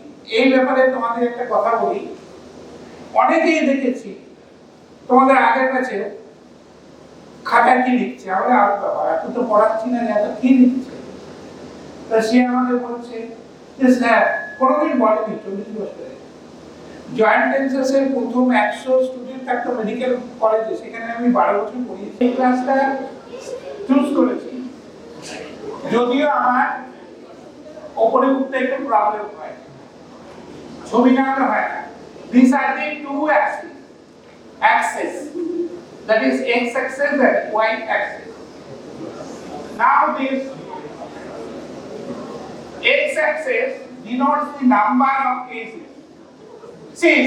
Please see. এটা হচ্ছে 100, এটা 200, 300, এরকম 400, 500, 600, 700, এইটা হচ্ছে 1000। আর this is the time. এটা ইয়ার wise হতে পারে, month wise হতে পারে। যেহেতু epidemic is a short span, তাহলে এটাকে আমি ডে হিসাবে ধরছি। Suppose it started on 1st June epidemic, তাহলে this is 1st, 2nd, 3rd, 4th, 5th, 6th, 7th, 8th, 9th, 10th, 11th, 12th. These are June, days of June.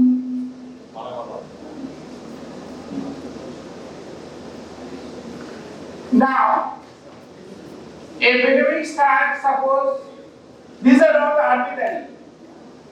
First day 50 cases, second day 100 cases, third day 200 cases, fourth day it is 300. In this way it is increasing. if you project it in this way, and after these 600 cases, it started declining. So, if you join these graphical points, you will see the occurrence of this disease is in this way. And on 6th of June, it is the peak. This is the peak of the curve. This is called epidemic curve. এটা তোমাদের কোর্সে আছে। It is the occurrence of the disease with the passage of time. Occurrence of the disease with the passage of time. তুমি এইখানে বুঝতে পারছো এপিডেমিকটা কবে শুরু হচ্ছে এবং কবে পিকে উঠলো এবং তারপরে every disease will diminish automatically. This is a law. So this gastroenteritis, what I described in my picture graph, is decreasing from this 6th day of June. It started in the 1st June and it is declining. This is the ascending limb and it is the declining limb. Usually epidemic investigation starts after the disease is reached at peak. After the disease is reached at the peak.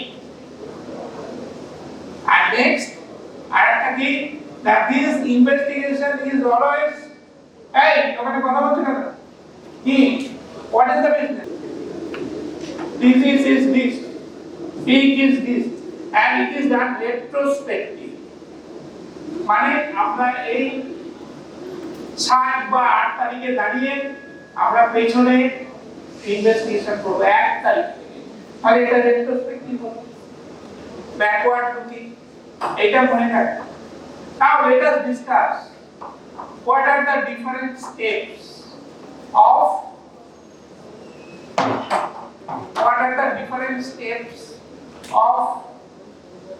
epidemiological investigation. There are 10 steps. First of all is the verification of diagnosis. Usually the information comes always not true. It may be a rumor. It may be misinterpretation. যেমন একটা example বলি, বাংলাতে বলছি। That time I was in charge of a block, a young doctor. Some information came that from the fringe area of my jurisdiction, there is an outbreak of measles. Who are the sufferers? That area I identified that is by the side of a swamp and also by the side of a stagnant canal. Kachori পানা ভর্তি একটা খাল, তার পাশে একটা বার্সিল্যান্ড আছে, সেখানে who kept some nomads people. এদেরকে ওইসব জায়গায় কি বলা হয়? লুটিয়াখোর, মানে ওরা লুটপাট করে, চুরি করে। এবং পুলিশ রিপোর্ট says that ছিনতাই and theft are increased in that area when they come. লোকে ততস্থ হয়ে থাকে, দিনের বেলা তারা জাগলারি করে, মাদারি খেল দেখায়, দাঁতে পোকা বার করে, ধনেশ পাখির হাড় বিক্রি করে, মাটির তেল বিক্রি করে, কিন্তু রাত্রিবেলা কি করে? চুরি ছিনতাই করে। আর তার উপরে যে অ্যাডিশনালি আছে যে with some prostitution at night. সুতরাং ওখানকার সোশ্যাল, ইকোনমিক্যাল সব রকম হেলথ ডিটোরিয়েট করে। সেই জন্য লোকে ভাবে বাপরে কবে এরা যাবে, কিন্তু ইট ইজ এ ডেমোক্রেটিক কান্ট্রি, মেরে তাড়িয়ে দিতেও পারে না। এরকম একটা কমিউনিটিতে ওইখানে এসে বসে আছে এবং সেখানে দেখা যাচ্ছে যে তাদের ঘরে অনেক বাচ্চা রয়েছে, ছোট ছোট আন্ডার 5। খেলাধুলা ফ্যামিলি প্ল্যানিং বা এসব করতে হবে ওদেরই বিজনেস হয়েছে but there the citizen of India সুতরাং সেখানে একজন মেডিকেল অফিসার পাঠানো হলো he went there and this stagnant ponds swamp and canals are full of breeding places of urine mosquito. So a mosquito এসে সারা তো সব ছড়িয়ে ছিটে থাকে টেম্পোরারি ঝুপড়ি ঝুপড়ি এইসবের মধ্যে সুতরাং দেখা গেল this is not a case of measles but it is a case of mosquito bite. So this is the rumor and misinformation, that is the information fabricated, it is ramified and leads to the health sector. So always there is verification of that by a medical officer, qualified medical officer. Clinically, and if necessary, as for example, if it be a gastroenteritis, so you have to do the laboratory investigation. You have to connect the implants of food, stool, urine, blood. But the control of epidemic should not wait for coming of report. Report আসে আসুক, action কিন্তু তোমাকে immediately শুরু করে দিতে হবে। Second thing, first is verification of, second is confirmation of, second point, confirmation of epidemic. Already I have told many things about the confirmation of epidemic, whether actually epidemic has occurred or not. Already told that some diseases like influenza, gastroenteritis or food poisoning, it is very easy to say it is an epidemic. But certain diseases are difficult. I have already discussed. Third point is the defining the population at risk. Because I have said in my last class that you have to convert this data information into different rates and ratios. And for calculation of rates and ratios, you need a numerator along with a denominator. So for denominator, you have to go to the community. And if there is any available map of the affected area, it is very easy. But if there is no, you have to make a map. Don't think that medical officers will do. This is done by the non-medical persons, your assistants, different health workers. If health worker is not available, you have to employ the local educated, unemployed person, even students, by daily wages. So they go to the community, they find out the houses, make landmarks, draw a map. Landmarks means school, ponds, streets, river, etc. They define it this way the COVID control was done. So they divide the whole area with the segments, and the segments are again divided into sectors. And the houses are marked, and they go to the houses and ask who are affected. Suppose in case of food poisoning, which person has taken this food, which family? It was seen that sometimes the people by side deciding, some has taken this polluted food, contaminated food, some have not. So you have to find out this. So you need counting of the total population, otherwise you cannot calculate the rates and ratios. You have not, as a medical officer, to go to the community to do this, but you have to give the guiding principles. You have to make the policy. You have to make the policy. The waters will, what is your duty? They will collect the data. You will help them and guide. You compile this data from different areas, and from compilation you analyze the data. It is your duty. And then you have to give some, you have to make some interpretation out of this data. And from there you have to draw some inferences. So this is your, not to the field, but this is the office work, this work you have to do. And how they will do, where they will go, all are, how the team will be formed, all policy and decisions will be made by you head. Next, the waters will go, up to this is the planning, then action. The waters will go to the field, they collect the data with the aim to be in the bushel class. So, you will analyze, they will go to the field and do the fill up the epidemiological sheets. Now, fourth point is the ecological investigation. What is ecology? Can anybody tell? Ecology means environment. The first term, eco, it is a short note also. Eco comes from a Greek word oikos. Oikos means house. Ecology means study. That is the study of your house. It means the study of environment.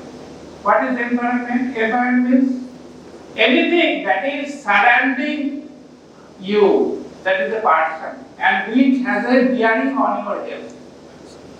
Health এর সঙ্গে সম্পর্ক আছে। কি তাতে আছে? Temperature, air flow, humidity, rain, trees, the insects, and also the paid and non-paid animals. All creates an environment. Environment is a big chapter. It is a study subject of you at a short note. It is also environment that will be discussed later on in this next 2 to 3 years. The environment is again divided into different types of environment: biological, chemical, physical, etc. And that is bearing on health. So you have to study the ecology. That is, what is the water supply? Is there any contamination? What is the sewage system? All these things we have to study because all are related with this epidemic. Next is your data is collected, you compile it, and you will analyze this. And will analyze this. How will you analyze? According to that is আমাদের শাস্ত্রে বলা আছে সেই হিসাবে। This is also in modern science. That is according to time, place and person. কোন সময় হয়েছে সবকিছুর সঙ্গে রিলেশন আছে টাইমের সাথে, because these respiratory infections are more in summer, winter. The gastroenteritis is more in summer season. This dengue or malaria, these insect-borne diseases are more in July to September, rain season. So time is a very good factor. Next is the place, time, place and person. একটু বদলে আচ্ছা এগুলো পড়ানো হয়ে গেছে, কোথায় সেটা গেল?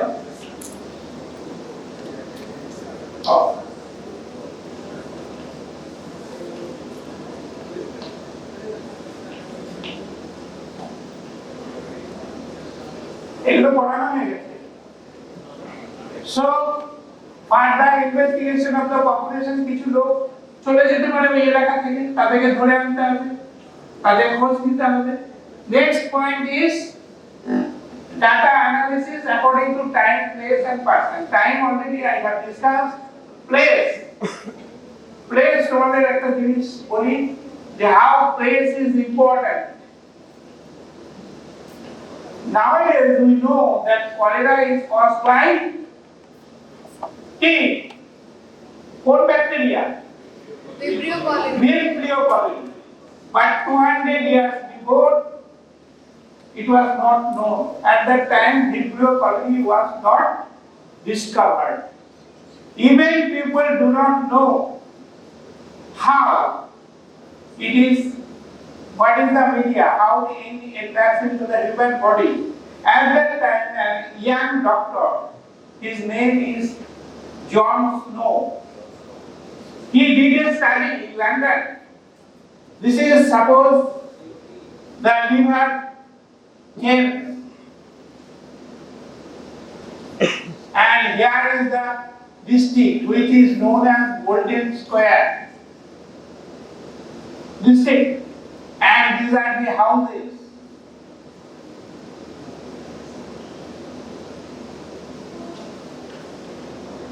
Here, John Snow, an epidemic of cholera occurred. Remember again that at that time Vibrio cholerae was not discovered. Not people even do not know that cholera is a waterborne disease, foodborne. So in 19th century, in this Golden Square district, there is an epidemic of cholera, and it was scattered. That is, in this house, this is choleratic house. This is a choleratic house. This is a choleratic house. In this way.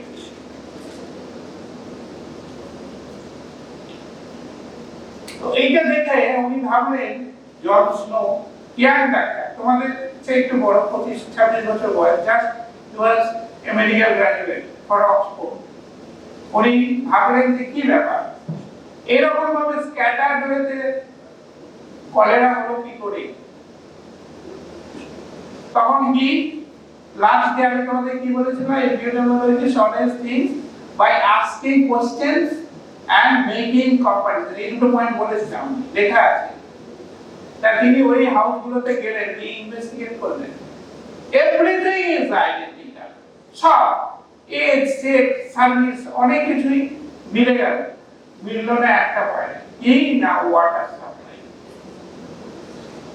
only this is the so he think so from here he said that these houses are all supplied by আমি নাম্বারটা অনেক কম করে দেখিয়েছি একটা company তার নাম হচ্ছে ভক্সল আর এই যে বাড়িগুলো দেখা যাচ্ছে এদের সাপ্লাই হচ্ছে এইগুলো সব ল্যান্ডেড কোম্পানি এইটাই ডিফারেন্স উনি দেখলেন আর সব এক শিক্ষাগত যোগ্যতা economic status more or less identical only এরা ল্যান্ডেড কোম্পানি জল খায় আর ওরা খায় ভক্সল company at that time all the filthy materials stool urine everything and industrial products are discharged into the river okay এখন আমাদের হয় এত গঙ্গা অ্যাকশন প্ল্যান হয়েছে কিন্তু গঙ্গার মধ্যে দেখি সব ইন্ডাস্ট্রিয়াল এরিয়া মরা পশু মৃতদেহ সব ফেলা হচ্ছে so somebody say that river Ganges is the most pious river in India হিন্দুদের হয় এছাড়া হয় না পূজা অর্চনা ধর্ম কিছুই হয় না but it is the most polluted most contaminated river সবচেয়ে বেশি তাহলে কি হয় না তখন এইগুলো সব টেমস নদীতে ফেলে দেওয়া হতো কোনো পিউরিফিকেশন করা হতো না আর পানীয় যে জল তার মেইন দুটো সোর্স এক হচ্ছে গ্রাউন্ড ওয়াটার যেমন এই হসপিটালে এই কলেজে গ্রাউন্ড ওয়াটার আমরা খাই আর একটা কি surface water as for example in Kolkata surface water river Ganges from river Ganges surface water is drained. একটা হচ্ছে নর্থের টালা, that is from Kolkata near Barrackpur, and another is Garden Beach. এই দুটো জায়গা থেকে জল, গঙ্গা থেকে জল তোলা হয়। যে আমরা সাউথ কলকাতায় থাকি বলে আমরা গঙ্গা, গার্ডেন বিচ পয়েন্ট থেকে আমাদের জল তোলা হয়। ওই জল কি আমরা এমনি খেয়ে নিই? No, it is purified by different process. কিন্তু at that time this raw water from this river ponds are used to take. আমি নিজে দেখি 30-40 বছর আগে গ্রামে সেখানে দেখি লোকে পুকুরের জল খেতে দিচ্ছে। সেখানে ডাক্তার বাড়িতে বলে আসলে খুব সমাদর সহকারে একটা শরবত খেতে দেওয়া হবে, বিশেষত গ্রীষ্মকালে। তো আমি জানতাম ওটা কোর জলে, সেজন্য আমি খেতাম না। আর এইবার কথাটা কি না, এই ল্যাম্পের কোম্পানি জলটা তুলছে, এখানে হাইল্যান্ডস আছে, পাহাড়, হেলসুডি, সেইখান থেকে ওরা জলটা দিচ্ছে, ড্রেন করছে। আর এই কোম্পানিটা কি করছে না, লন্ডন বেসিন থেকে জল দিচ্ছে, যেখানে সমস্ত ময়লা ফেলা হচ্ছে। এবার বুঝতে পারছো what is the source of infection? এর জল খেলে তো হবে। So he reached to an inference that cholera is the water contamination. তখন ভিব্রিও কলেরির কথা মানুষ চিন্তাই করেনি। So in this, by this epidemiological, এখন তারা খুব ভালো জানি ব্যাপারটা যে ভিব্রিও কলেরি হয়, পলিউটেড ওয়াটার, কন্টামিনেটেড ফুড, এইসব কিছু হয়। কিন্তু তখন 1850 সালে it was not known. So John Snow is the young chap who first discovered that cholera is transmitted to human being by drinking water. So this is done by epidemiological investigation. So we are discussing what? That is analysis of according to time, place and person. That next point is formulation of hypothesis. What is hypothesis? It is not thesis. Thesis is 100% true, but hypothesis is not 100%. We are not sure of it.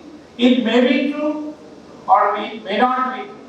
So after that you have to formulate a hypothesis, and after that testing of hypothesis, whether this hypothesis stands this epidemiological test or not, or it is refuted, মানে বাতিল হয়ে গেল।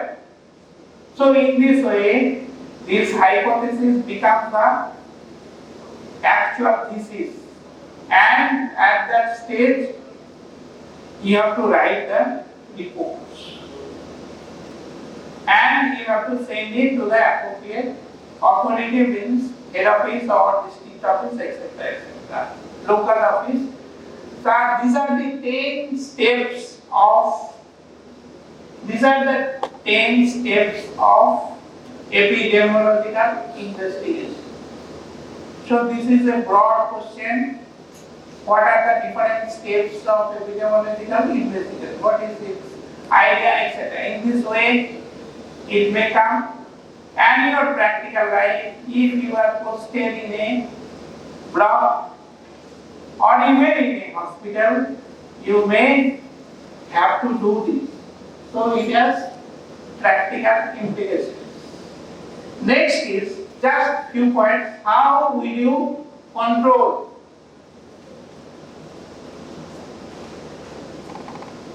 So I have already discussed is there is a shift between the existing balance of host and environment. Investigations are called for after the peak of epidemic is reached, and it is always retrospective in nature.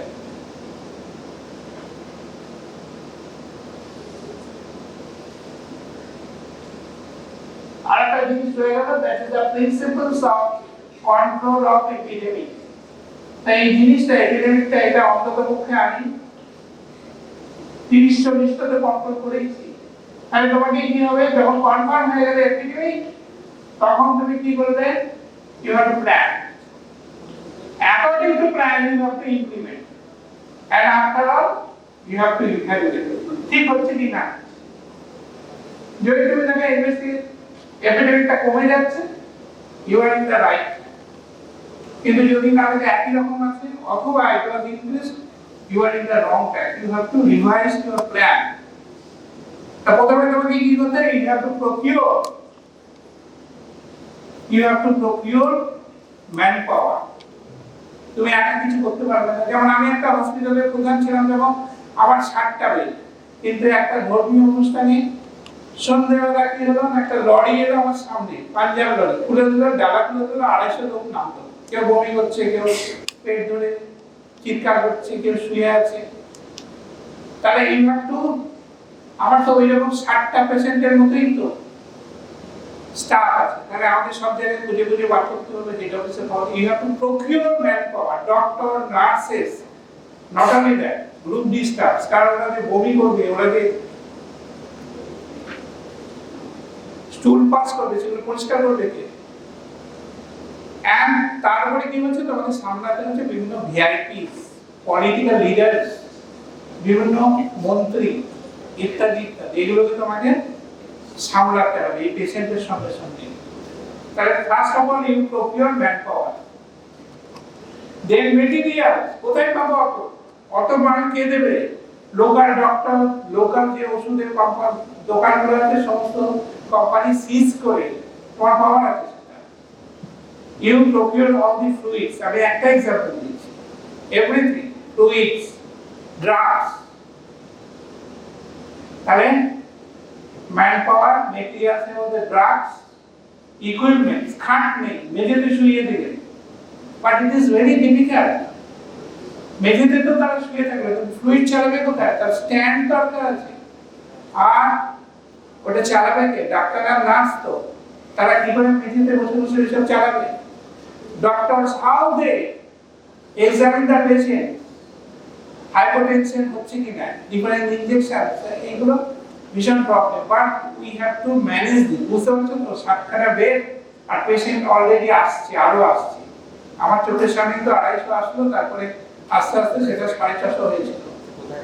এটা যে বাংলা দক্ষিণ চব্বিশ পরগনার একটা ইফতার পার্টিতে কোনো রকম একটা ফুড পয়জনিং হয়েছিল, সত্যি ঘটনা, 1913 সালে। তো দিস ইজ দ্য থিং। তো তোমাকে এগুলো সব প্রকিউর করতে হবে। আর মানি, দিস ইজ এ প্রবলেম। লোক ভাড়া করা ইত্যাদি ইত্যাদি, খবর দেওয়া, গাড়ি ভাড়া করা ইত্যাদি, এগুলো করতে হবে। After that, when it was controlled, তোমাকে ওইখানে যে সোর্স, সেখানে ইনফরমেশন পাঠাতে হবে, সেখানে বলতে হবে যে আর পেশেন্ট পাঠাবেন না, লোকাল ক্যাম্প করুন। আর ওইখানে যে ওয়াটার পলিউশন হয়েছে, ফুড রেমিন্যান্ট আছে, সেগুলো সব টেস্টিং এর জন্য পাঠাতে হবে, what are the reasons, and local water supply testing করতে হবে। যে এক্সিস্টিং ওয়াটার সাপ্লাই আছে সেটাকে কাট আউট করে দিতে হবে, এখানে তাদেরকে ফ্রেশ ড্রিঙ্কিং ওয়াটার পাঠাতে হবে। All this things, this are the duty of not hospital, but this is the duty of the health administrators. But they have to work in conjoint. Laboratory report আসলে আমাদের দেখতে হবে কোনো bacteria বা virus আছে কিনা, অ্যাকর্ডিংলি সেই drug তোমাকে প্রকিউর করতে হবে, পেশেন্টকে দিতে হবে। আদারওয়াইজ স্যালাইন দিয়ে যাচ্ছ কিন্তু তার ডায়রিয়া দিতে বেরিয়ে চলে যাচ্ছে। So this is the thing. সে সাংঘাতিক। So this is how the ability, তারপরে আমাদের হেড অফিসের ঝামেলা আছে, তারা সব রিপোর্ট চাইবে। This is the practical thing. So this is how you will investigate and control epidemic. এটা একটা লং কোশ্চেন। আর তার সঙ্গে তোমাকে কি করতে হবে, এর মধ্যে আবার কিছু কোমরবিডিটি থাকে, তাদেরকে নিয়ে তোমাকে ঝামেলা হবে। কারোর হয়তো করোনারি হার্ট ডিজিজ আছে, কার কর পালমোনারি আছে, তাদের কতটা ফ্লুইড দেবে সেগুলো সব যে ডায়রিয়া হয়েছে বোতলের পর বোতল চালিয়ে দিচ্ছে, এদিকে নাক ভারী হয়ে গেছে, ওইখানে পেশেন্ট মরে গেল। তা এইগুলোর প্রচন্ড রিপার্কেশন আছে, প্রচন্ড রিপার্কেশন। তোমাকে প্রত্যেকটি কেসের জন্য ইনকোয়ারি করতে কেন মরে গেল ইত্যাদি ইত্যাদি। আর পলিটিক্যাল নেতারাতে এসে নানা রকম সমস্যা করবে, নানা রকম নিয়ে এই হলো ব্যাপার। তো this is a long question, and in this way you have to write the answer. It is a very important question. This is all today. Thank you for patience. শুনলে তোমাদেরই ভালো, আর বসে বসে যদি ওই রকম লোকাল কাজকর্ম করো মানে আমার কোনো ক্ষতি হবে না, বুঝলে? Okay, we have almost completed hematology. Only total count will be just one revision class for your batch on Saturday. Okay, because one batch is lagging due to there was a holiday last Tuesday, so they will do the WBC total count on Friday and you will revise. I think it is wait. You have done WBC one day, RBC one day, hands on. One day. Why it should have been done on Saturday? That means the Saturday prior to the last Saturday we have. Why? Okay, I will still, if it has been done or not done, I will recommend on Saturday you do total count of RBC. WBC you have done one day hands on. Last Wednesday. So you do on this Saturday you do total count of RBC. Okay. So that part is complete. Hematology. What will remain is ESR PCB. That is you don't have to do hands on. We will just demonstrate for you, and you have to know the instruments. There are 2 or 3 instruments which you have to know. You have to recognize that during the exam and answer theoretical questions. But you don't need to do those hands on. So hematology will be complete. Now we come back to human physiology,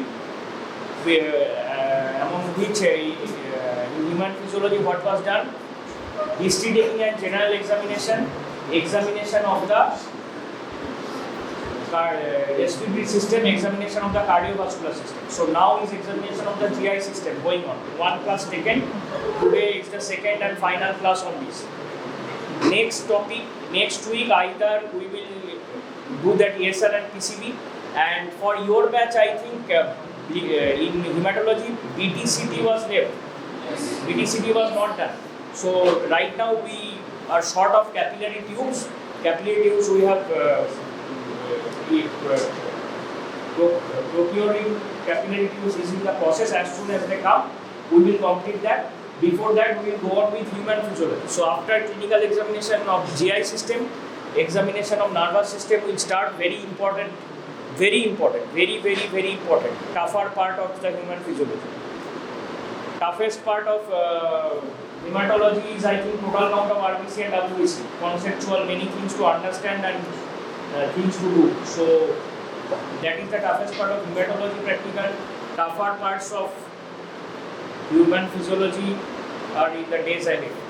So I think for nervous system, higher functions, 1 class, examination of sensory system, you will see in the competencies, and all topics of human physiology, nervous system, you have to appear for competencies as well. Competencies means certifiable competencies, 4 of which are already taken.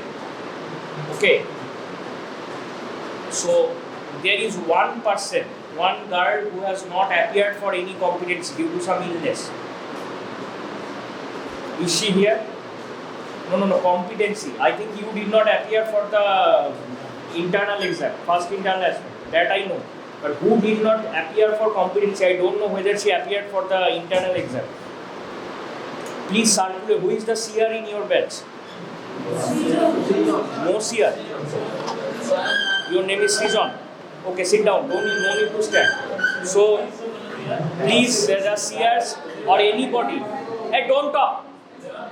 Don't talk. Your roll number is 132. Please give me at the end of this class. Please provide me your mobile number.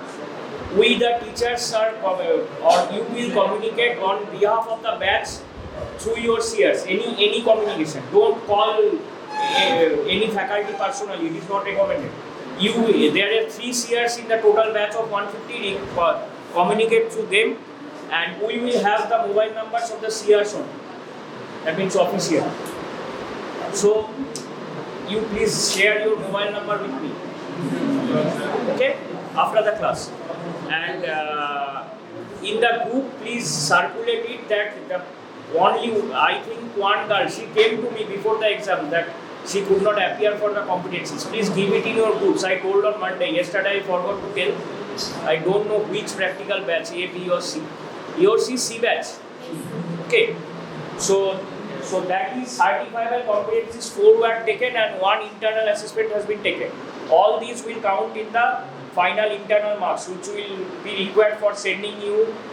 That means for being eligible in the first prof examination. Okay, so after this clinical examination of nervous system, higher functions 1 class, sensory system 1 class, motor system, reflexes 3 classes, cranial nerves 5 or 6 classes, 6 classes say. So 1, 2, 6, 12. 12 classes means 6 weeks. 6 weeks into 2. 6 into 2. 6 weeks means 1.5 months, but there are other topics also. PFD has been done, ECG, practical class has been done.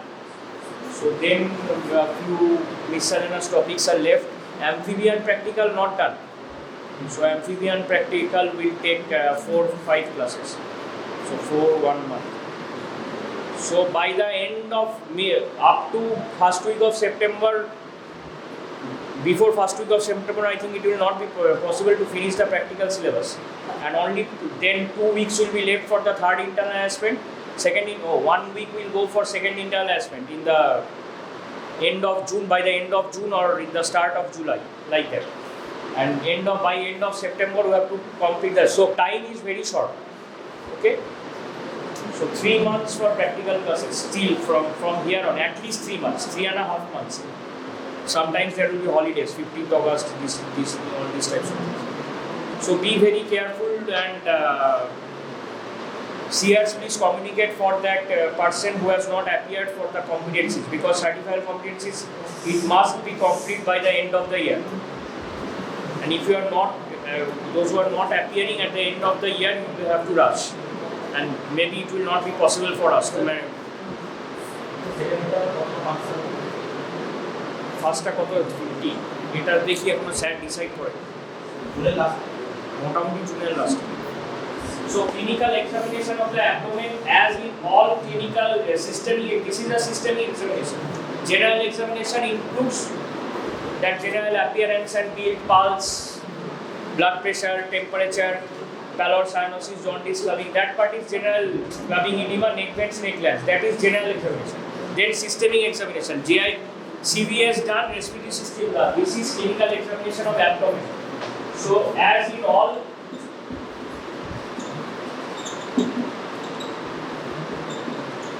four broad headings, as in all systemic examination: inspection, palpation, percussion, and auscultation. Now quickly tell me, in inspection what do you do?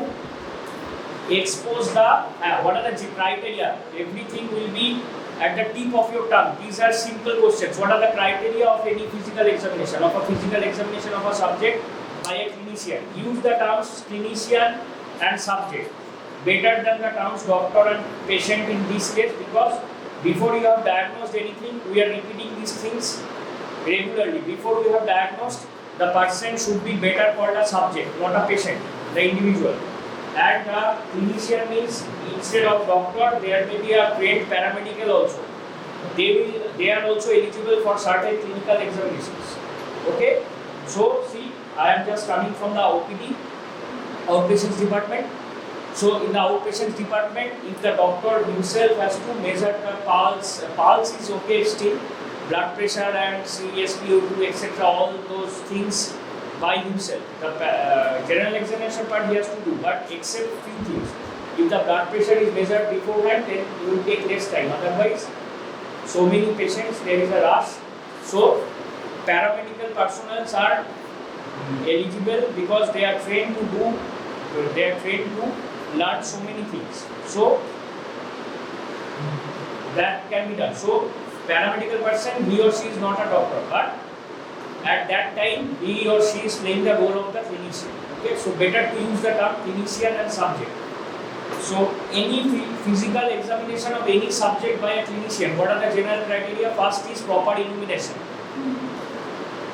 It is better to do it if there is broad daylight, if not possible, at least proper illumination.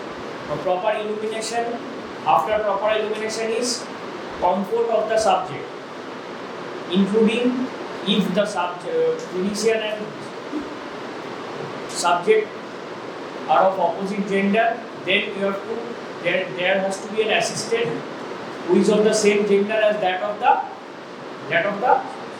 clinician of the subject, obviously the subject. And if that is not possible, then at least a family member who is of the same gender as that of the subject.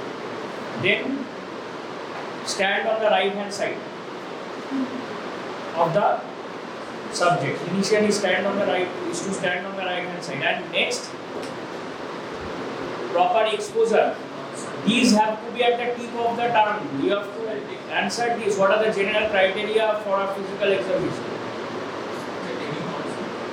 Taking consent, obviously. That comfort of the subject includes taking consent also. Taking consent before you start the examination. Just don't grab the subject and start it. So this is so proper exposure is one part. So exposure for the abdominal examination, what for the chest examination, respiratory system, what was the part of exposure part? Where to where? From the sternal angle, the neck region to the waist, to the symphysis pubis. Okay?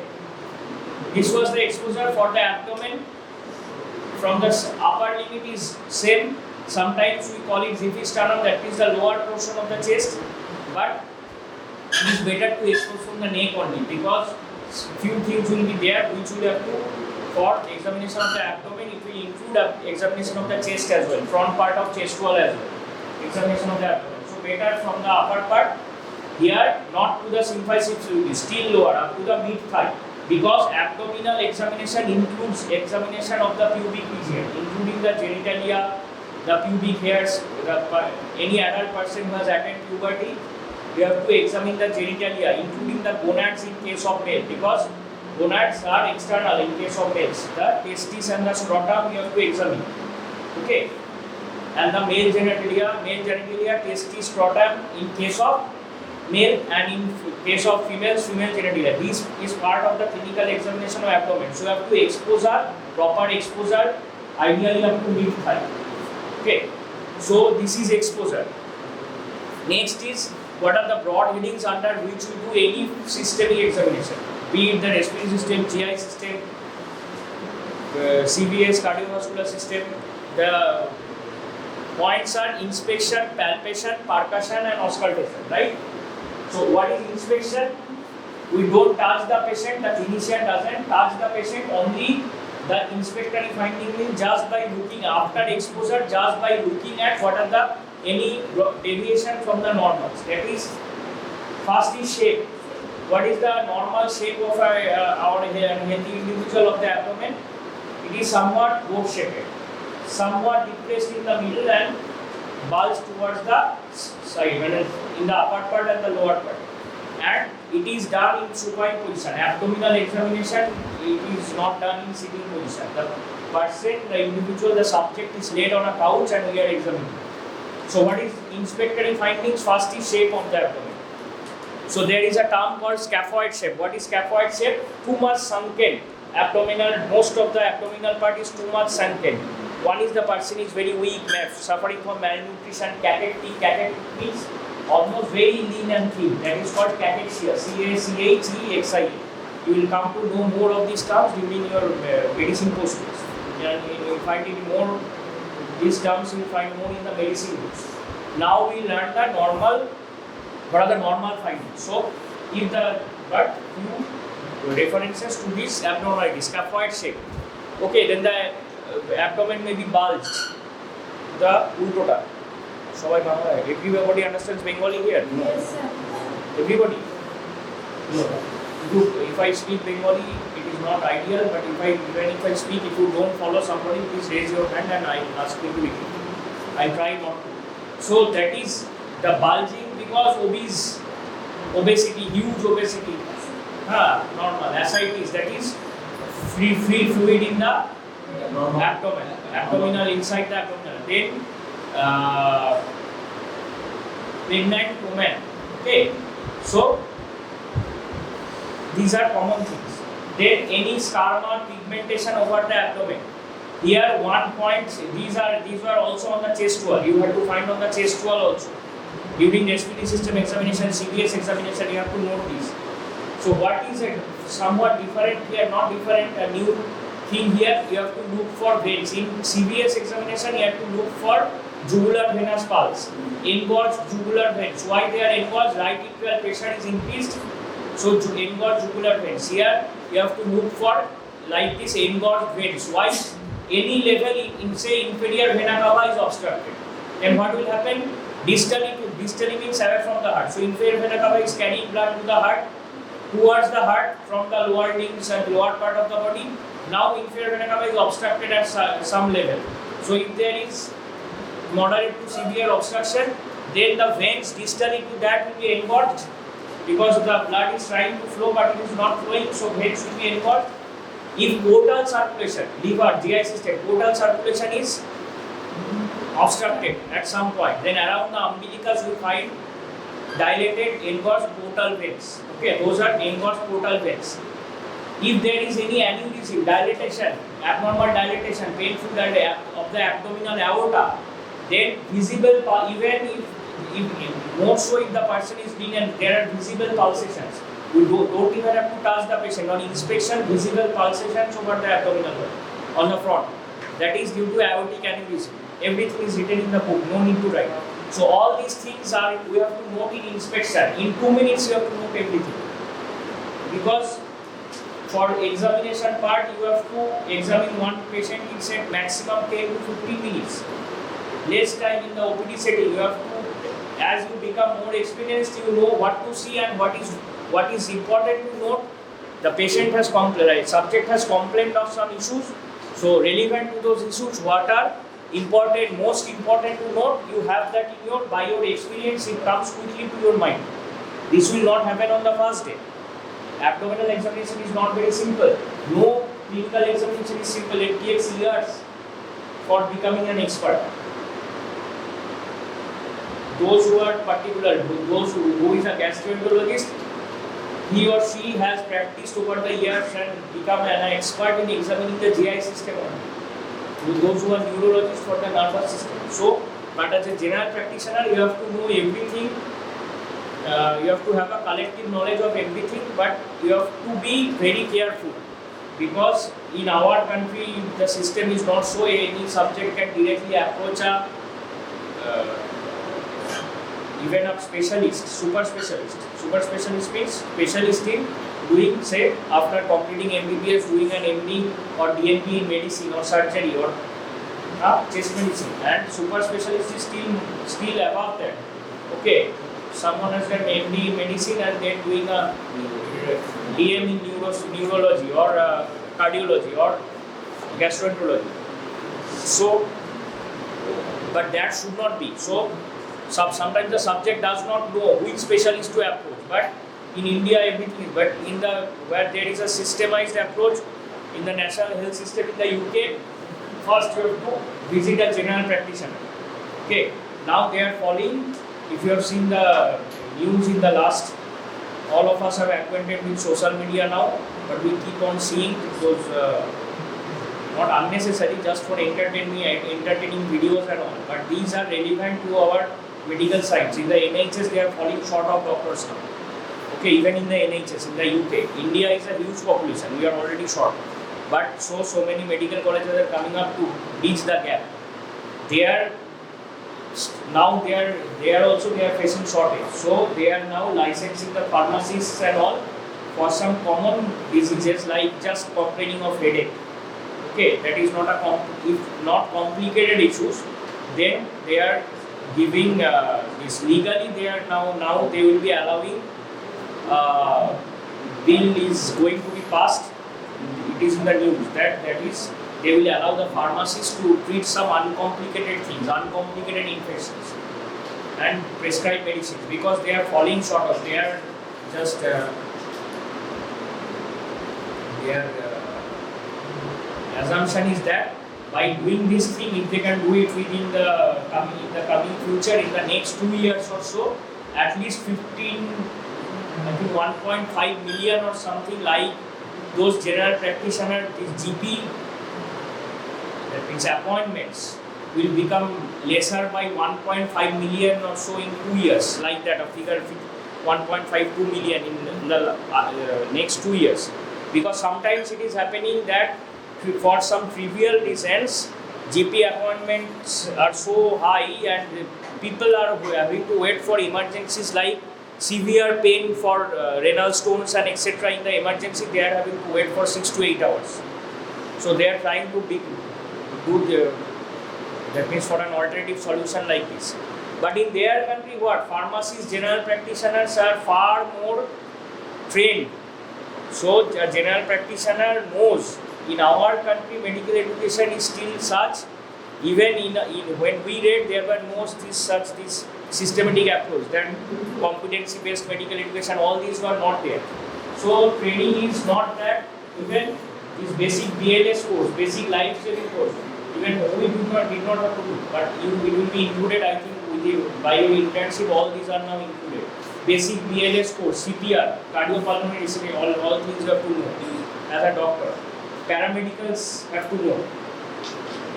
Even basic CPR, now the common man also, that means the layman also has to know. To save a life on the road. Okay, to save inside the house. Okay, somebody, some family member, heart stops beating, cardiopulmonary resuscitation. Okay, if the heart has stopped beating within 3 minutes, if resuscitation is not possible, there will be brain death. If the person does not, if there is brain death, the person is going to coma first, then it will proceed to the vegetative state. You know of the cricketer Raman Lamba? Have you heard? You were, I think you were not born. No, you were not born.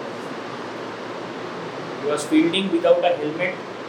Those who know about cricket, forward short leg position. So the batsman hit the ball. There was a head injury. For a few minutes he was okay, but then vomiting started. Then he became unconscious. Okay, taken to the hospital. Proceeded to the vegetative state. Ultimately, after a few days or weeks, his wife had to give a consent that okay, you may. So everything was, he was on support. And the support was withdrawn after consent from family members. Especially that wife had to sign. Very sad incident. The other players on the field repeatedly asked him to. So nowadays, I think it is a must for using helmets during fielding in the near the batting post. Okay. Any football, in any head injury.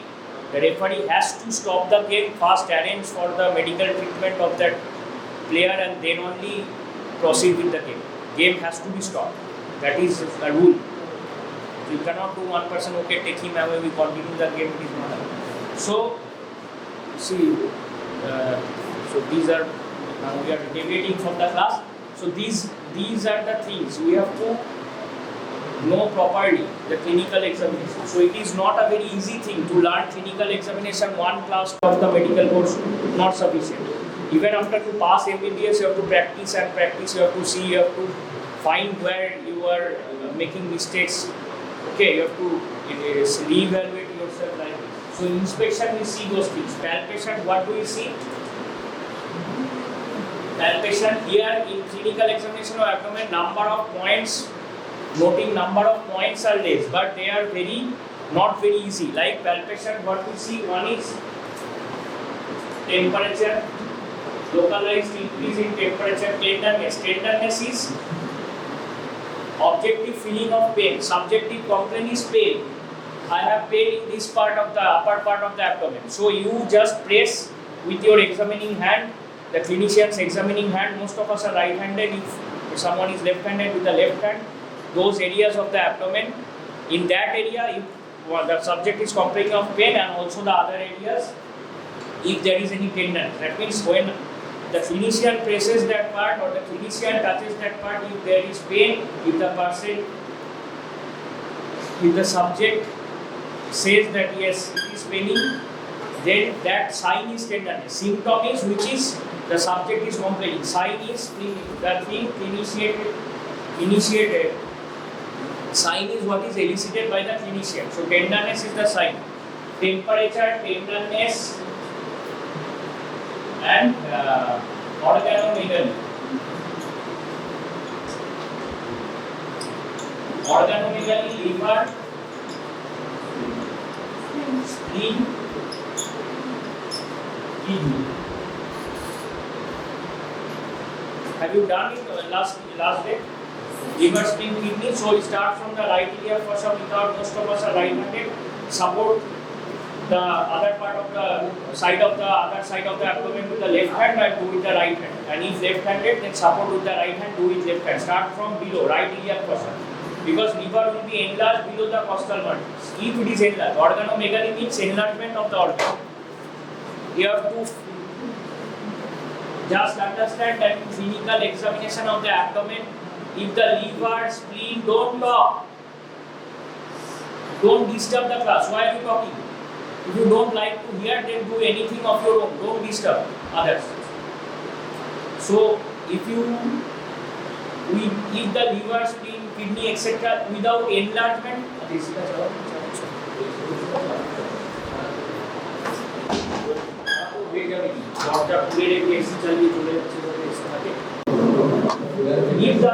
the organs are not enlarged, if they are normally in position, you cannot find with the hand only. So now see, we are all healthy people. So you will practice on your own friends. Or in the exam, some departmental staff will be called for as your subject. So probably all are healthy. They are all healthy. So in the first year of your medical school, you are learning only the method. You can't probably find an organomegaly proper. If the organ is not enlarged, you cannot palpate it under the ribs. It is not possible. So that is, so classic is right iliac fossa. You go upwards. Now if the liver is enlarged, you can feel the margins. And still it has to come by experience. Still some people are talking. It has to come by experience. Okay. What is the normal feeling of skin, subcutaneous tissue, fat, etc. and what is the feeling of an organomegaly? That has to come by experience. You will take, after repeated, here you learn the method, then you go to the words from the next year and then you learn gradually. Okay. So if the liver is enlarged, why do we start from right iliac? Because if we start directly from this part of the upper part of the abdomen, then what will happen? If the liver is more, it will probably not reach the right iliac fossa. Severe enlargement. So to get the lower margin in case of an possible enlargement, we start from below and go above. Spleen will enlarge from left to right.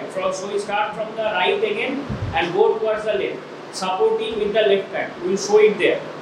If you have already done on Saturday, or I will show it there. Kidney is bimanual palpation. Bimanual means both hands are, obviously in liver, spleen it is better to support with the other hand. Even if you don't support, it is still possible. Kidney is bimanual. With one hand you support the loin. Loin is the part, this posterolateral part of the abdomen towards the right. Now you have known the 9 regions of the abdomen last Saturday. So 9 regions is 2 vertical lines, 2 what I should have mentioned it first at the beginning of the class. 9 regions are 2 vertical lines, mid-clavicular line going up to the 2 sides of the symphysis pubis. One is to the right, so mid-clavicular line, and 2 horizontal lines are 9 costal cartilage. So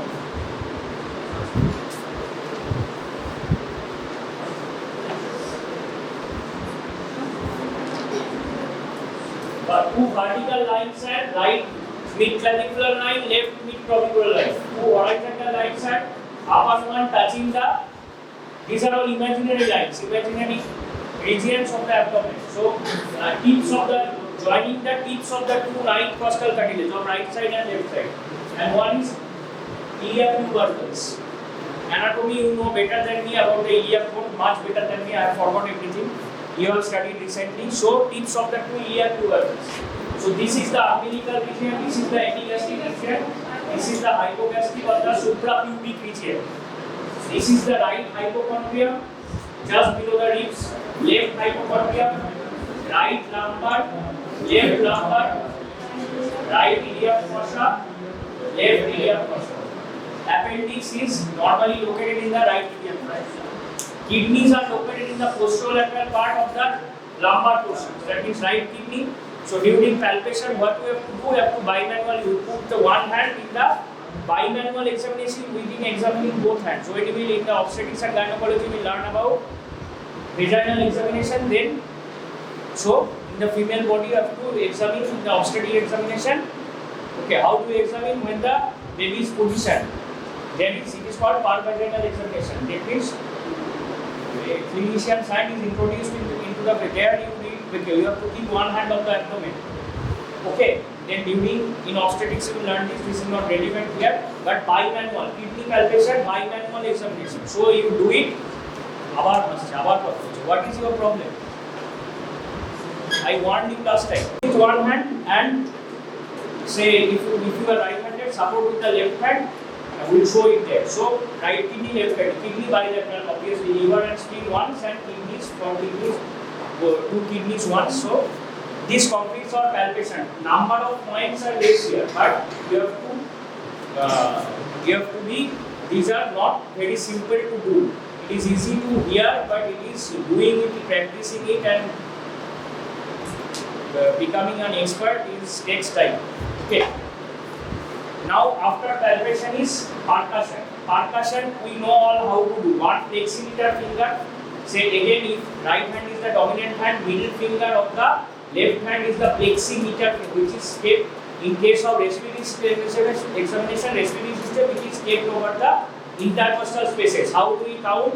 Sternal angle, second rib on both sides corresponding to sternal angle, intercostal spaces, intercostal space, second intercostal space is below the second rib, and then we move downwards like that. Both sides we have to do. Here what you have to do? You don't need to find that second intercostal space like that. You start from the upper intercostal spaces on the right side. And what are the points to note in percussion?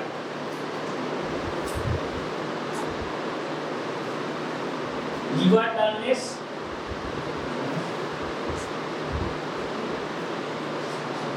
I think in Friday it means you know these points. Shifting dullness, liver dullness, shifting dullness, and fluid sleep. Nothing to write, everything is given very well. Any book you study, any practical book, Ekajan or any book, I recommend Ekajan, but any book. Liver dullness, shifting dullness, fluid sleep. So 3 points in percussion. Mainly for you, this will suffice.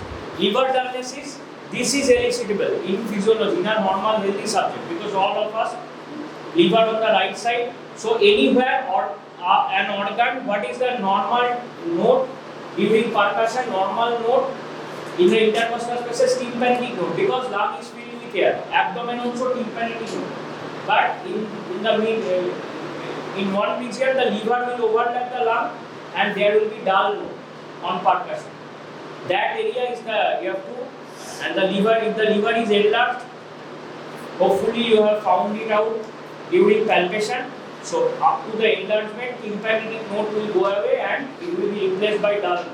It is found on the left side also. Left side we don't usually do. It is the right border of the heart and all, the cardiac end of the stomach. These are overlapping the lung. On examination, on percussion of the chest, we find dullness at those areas. Okay. Otherwise, it should be whether there is no organ overlapping of the areas filled with air, there is tympanic note. And if organ is overlapping, that is dull note. So liver dullness you have to see. Now suppose this is liver dullness is one. Now shifting. Now what is shifting dullness? Anybody, if you have been discussed on Saturday? Now, central part and side. In the supine position, you move it from the central part to the sides. So if there is no fluid in the abdomen, then what will happen? Then normal tympanic node, because each of central portion of the abdomen এখানে তো কোনো organ overlapping থাকার কথা নয়, organ overlapping, that means এই যে liver এসে intestine এর উপর overlap করে এরকম তো থাকার কথা নয়. So it is tympanic node, but if there is a fluid, there will be dull node. So say some amount of fluid, not very less, but a considerable amount of fluid in the center. So now in the central portion, now you will find dullness. Then as you go to the both lateral sides, there will be tympanic node. Now what you do, the subject is supine, you turn him or her to one side. So obviously, common sense, due to gravity, fluid will shift. If I turn to the left side, fluid will shift. Right side, fluid will shift to the right side. Any side you can do first. There is no hard and fast rule that you have to do right side first. So right side, fluid shifting to the right side. Now you percuss. After turning, you percuss from the other left side. If you turn to the right side, you percuss from the other side towards the center. So that part should be tympanic node now. So the fluid has shifted and the dullness has shifted. Dullness is not now in the center. The dull node is not in the center now. It has shifted to the side under the effect of the gravity, because the fluid has shifted to the, and where there is fluid there will be dullness. We will get it. It was discussed. If it was discussed on Saturday, we should get it. So turn to the right side, fluid and associated dullness will be shifted to the right side. This is shifted dullness. On the left lateral portion to the center, you will get now tympanic node. Turn to the opposite side, to the left side. Now left side will become dull, but on the right side to the center you percuss, you will get tympanic node. So this dullness is shifting. So this is shifting dull. If there is shifting dullness, it is suggestive of accumulation of fluid in the abdominal walls. As in case of infection, inflammation of the peritoneum, peritonitis. Peritoneum you are studying in anatomy. Peritonitis, shifting dullness. Nowadays it is becoming our habit. Okay, I am finding something. Okay, let it be, as I will not do the clinical examination, prescribe a USG, everything will be visible in USG. But that is not. Firstly, USG sometimes things are mixed on USG also, because inside the body কেউ লিখে রাখেনি this is the peritoneum, একটা লাল colour দিয়ে এরকম label করা, সেরকম তো বডির মতো নয়। উইদিন এভরিথিং দ্য সে কিডনিতে স্টোন হয়েছে। So stones similar appearance, there are artefacts in the machine পুরনো হয়ে গেছে, কোনো আর্টিফ্যাক্ট চলে এলো, সেটাকে ভুল করে স্টোন ভাবছে, কি উল্টোটা। So radiologist always in radiology reports you will see, when you go to the wards you will see radiology reports, please correlate clinically. So clinical examination is still important, it holds importance. So some of us have the, okay, let it be, whatever the radiologist reports, I depend on that. Whatever the blood report comes, I will not try to use my clinical knowledge. Okay, we are reluctant, so that is not ideal, that is not right. So in radiology there will be so many confusions in the USG. So I first suspect out of, that means depending on my clinical knowledge I suspect something. Then okay, so shifting dullness, this is shifting. Now what is fluid field? Now if there is some amount of fluid in the abdomen, then keeping a hand on the one lateral side, if I tap on the other side, then a thrill vibration or thrill will be felt on the palm. Okay, but one thing to remember is this vibration thrill is also produced due to subcutaneous fat. Now we may not be obese, but some amount of subcutaneous fat, but we may not be obese means those who are not obese, very obese, but still there is some amount of subcutaneous fat that will cause some thrill will be produced to that subcutaneous fat. So if I have to look for fluid, whether the thrill is due to that fluid, this tap on the side and feeling the vibration on the other palm, other side of the abdomen, if that is due to the fluid or not, we have to dampen the thrill which is produced due to, because that is physiological. Most everybody of us has some amount of subcutaneous fat unless grossly malnutrition. So to dampen that, here we need an assistant. The person is lying supine, I am putting the hand and tapping from this side, but before that the assistant will put the ulnar border of the hand or the palm of the hand over the front of the abdomen. That will dampen any thrill produced due to subcutaneous fat.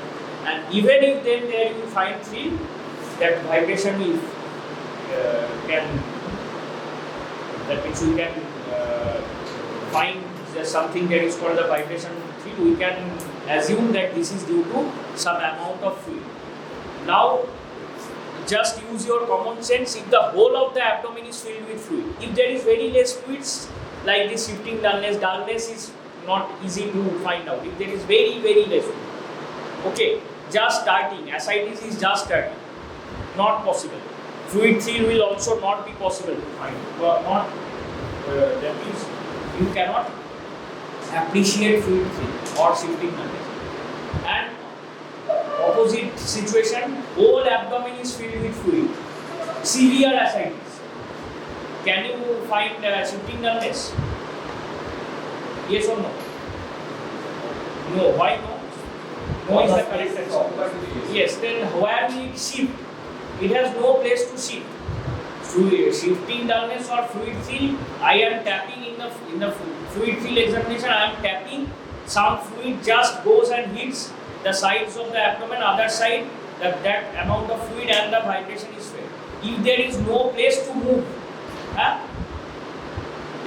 crowded, severely crowded train or bus, those who have the experience of traveling in local trains, in suburban trains of Kolkata, Shialda or Howrah route, they know. Mainly in the Shialda routes, they know if it is overcrowded, no place to move at all. Your hands are stuck like this by the side of your body, no place to move. Okay, aste. No place to move. Then what will happen? You will stand straight.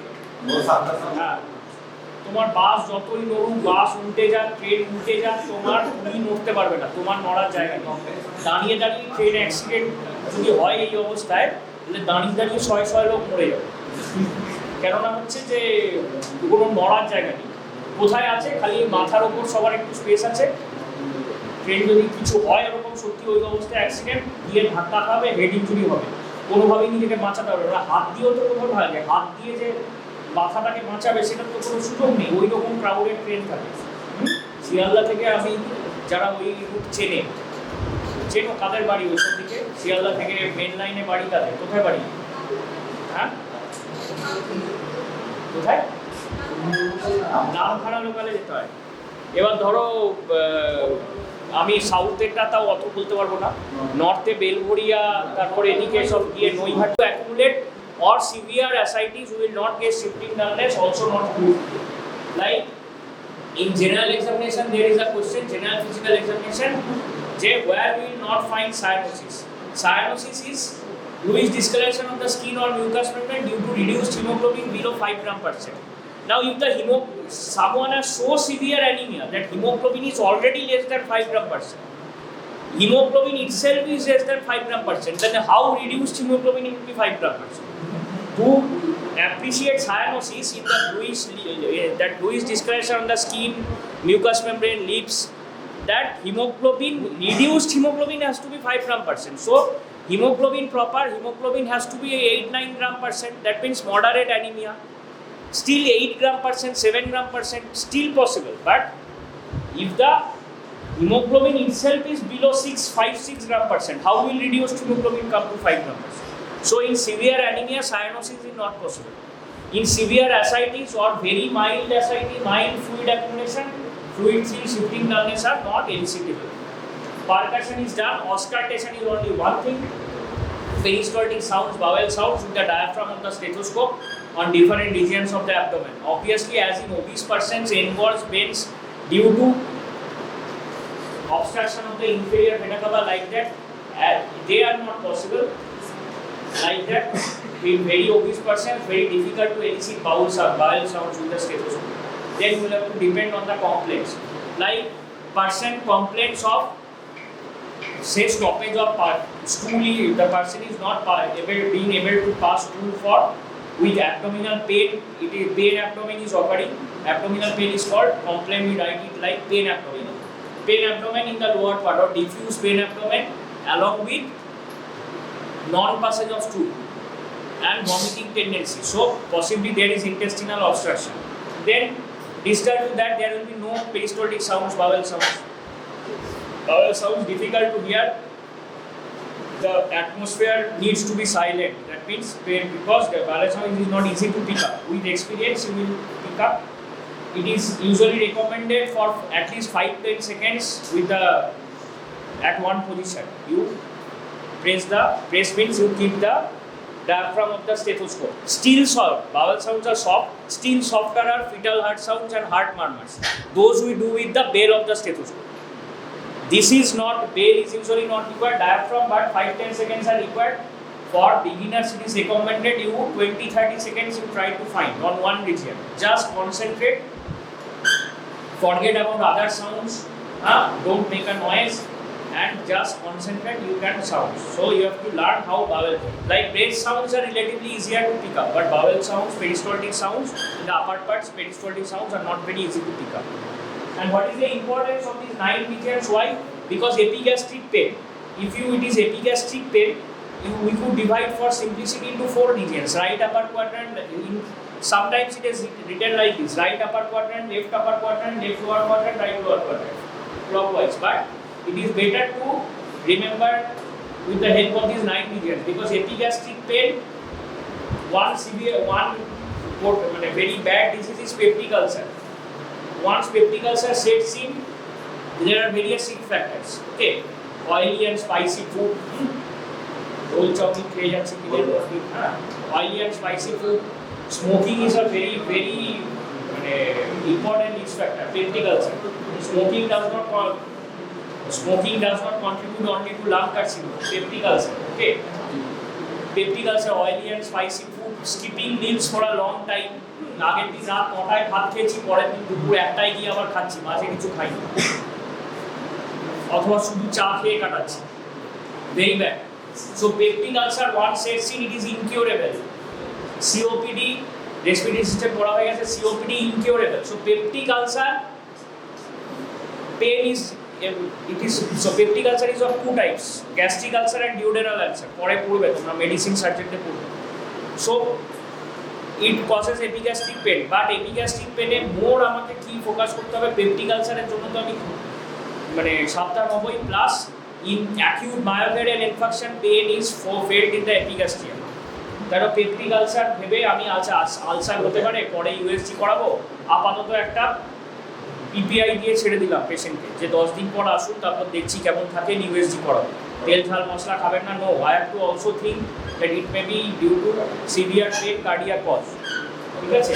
So আমাকে তখন epigastric আলাদা একটা region আমি জানলে তবেই আমি epigastric pen সেটা বুঝতে পারবো। সে তো দেখাবে, সে তো আর এপিগ্যাস্ট্রিয়াম বোঝে না, লেম্যান, সে দেখাবে এই পেটের এই ওপর দিকটায় ব্যথা হচ্ছে, তাহলে আমাকে বুঝতে হবে এপিগ্যাস্ট্রিক পেন মানে আমাকে সঙ্গে সঙ্গে সাবধান হতে হবে। তো I have in front of me patient has died because আমি তখন বোধহয় হাউস স্টাফ নাকি ইন্টার্ন আমার মনে নেই, যাই হোক, মানে পেশেন্ট ভর্তি হয়েছে, আমি দেখছি কিছুক্ষণ আগেই ভর্তি হয়েছে, তাকে সিস্টাররাই চালিয়ে দিয়েছে, রেসপিরেটরি ট্রাভেল হচ্ছিল, খালি নেবুলাইজেশন দিয়ে চলে গেছে। লাং কজ যদি হয়, এয়ারওয়ে কজ যদি হয়, নেবুলাইজেশন দিয়ে চলে গেছে। এটা যে সঙ্গে চেস্ট পেন হচ্ছে, সেই হিস্ট্রিগুলোই কেউ হয়তো তখন নেওয়ার সময়ও পায়নি। 2 জন ডাক্তার মিলে একটা 100টা ওয়ার্ডে পেশেন্ট সামলাচ্ছে, মানে 10 মিনিট বাদ একজন করে ভর্তি হচ্ছে। তো অ্যাকচুয়ালি সেটা ডিউ টু এএমআই ছিল, চেস্ট পেন, মানে জাস্ট তারপরে ইসিজি করে দেখা গেল যে মানে সিভিয়ার এএমআই, তারপর তাকে আর বাঁচানো গেল। So you have to be very careful. যে এপিগ্যাস্ট্রিক পেন, রেসপিরেটরি ডিস্ট্রেস মানে সেটা লাং কজই হতে হবে তার কোনো মানে নেই, ইট মে বি সিভিয়ার হার্ট ফেলিওরে হয়তো চলে গেছে। তো এগুলো মেডিসিন ওয়ার্ডে গিয়ে আমরা শিখতে হবে। So this is clinical examination of abdomen. Okay, so there are 20 minutes you practise. আগের দিন যখন হয়েছে প্র্যাকটিস করো, যা অসুবিধা হবে আমি দেখাবো। কতজন আছে জানি না, মোটামুটি তো 30-35 জন তো মিনিমাম আছে। 5 জনের গ্রুপে ভাগ হয়ে প্র্যাকটিস করে। আর তারপর তো ক্লিনিক্যাল এক্সামিনেশন সবসময় ঘরে নিজেরা গ্রুপ করে প্র্যাকটিস করতে হবে, একদিনে তো হবে না। কিছুই এখানে তুমি খালি মেথডটা দেখো, এখানে তো কিছু পাবে না, ওর তো আর কিডনি এর ব্যাপার নেই। সুতরাং মেথডটা দেখো, কন্টিনিউয়াস মানে অপেক্ষাকৃত সহজ, এইরকম থেকে আস্তে আস্তে ডায়াগনস্টিক কাজগুলো ওপরে উঠছে। স্প্লিনের জন্য আরেকটা, এটা হচ্ছে ক্লাসিক্যাল মেথড, আরেকটা আছে রুটিন মেথড। এখন পুরো মেডিসিনের, কেননা যদি আমি স্ট্রংলি সাসপেক্ট করছি অথচ ক্লিনিক্যাল এগুলো পাচ্ছি না, তখন হয়তো খুব অল্প বেড়েছে, হ্যাঁ আমি পাচ্ছি না, তখন এইটাকে এই নিচ দিয়ে, এই যে কস্টাল মার্জিনের নিচ দিয়ে, তখন এই হাতটাকে বুকের মতো করে চেষ্টা করি। রাইট দিয়ে বসে থেকে রাইট দিয়ে বসে এটা দেখালে ব্যাস এটা করতে বলবে না, ঠিক আছে? বুকারে অত দেখে না, তুই খালি তুই চড়ে যাবো ফিল করা যাবে কিছুদিন পরে এই দিকটাতে পাবি একদম এদিকে লাস্ট কোর্সে কাটিলে যে দেখতে পাবি ওই সেম কিডনির মতো If the fluid is very less fluid or very huge fluid, the dullness is shifting. Very less fluid, no dullness, very huge fluid, all over it is dull. But shifting dullness is not possible. Dullness will not shift. Okay, so we have started abnormal ECGs, right? Under abnormal ECGs, you need to know three things. One is abnormal ECG into acute coronary syndrome, right? Second is anemia, or the digestive system, right? And the third is heart block. These are the three domains of abnormal ECGs we need to know, right? In our previous class, we had discussed ECG changes in acute coronary syndrome, and we have divided into unstable angina, ST-segment elevation myocardial infarction, and non-ST-segment elevation myocardial infarction. And why there is ST elevation, why there will be ST elevation, or why there will be ST depression. All these things have been explained, right? Okay, so today we will focus on heart blocks. So it is a very part from previous class. I have planned to complete both acute coronary syndrome and heart block in the same class, but it was not complete. Today we will proceed towards heart block, right? Okay, heart block again we will discuss in two sections. One is AP block, right? One is AP block. That means impulse conduction from axial to ventricular. So here we go. So at this junction, there is block. Axial to ventricular. This block, right? And another block is block in the conduction system. Okay, block in the conduction system, right? So you already know what are conduction systems and how their action potentials look like shape-wise, and their ionic basis as well, right? So conduction system starts from basal, and from basal to ABO we have internodal gland. From ABO we have bundle of peas, and bundle of peas divides into two. One branch supplies the right ventricle, and another branch supplies the left ventricle, right? And as you see, the left bundle branch it again divides into two.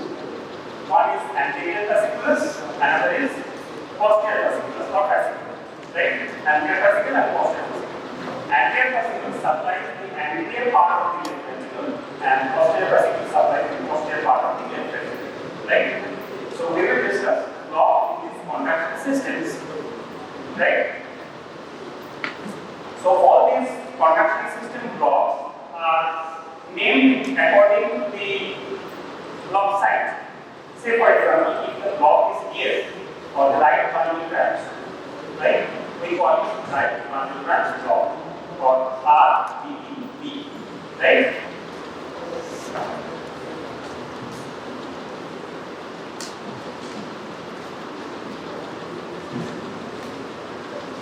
So it is an ECG diagnosis, right bundle branch block. That means the conduction system that divides from bundle of peas. One is going towards the right ventricle or right bundle branch. So there is a block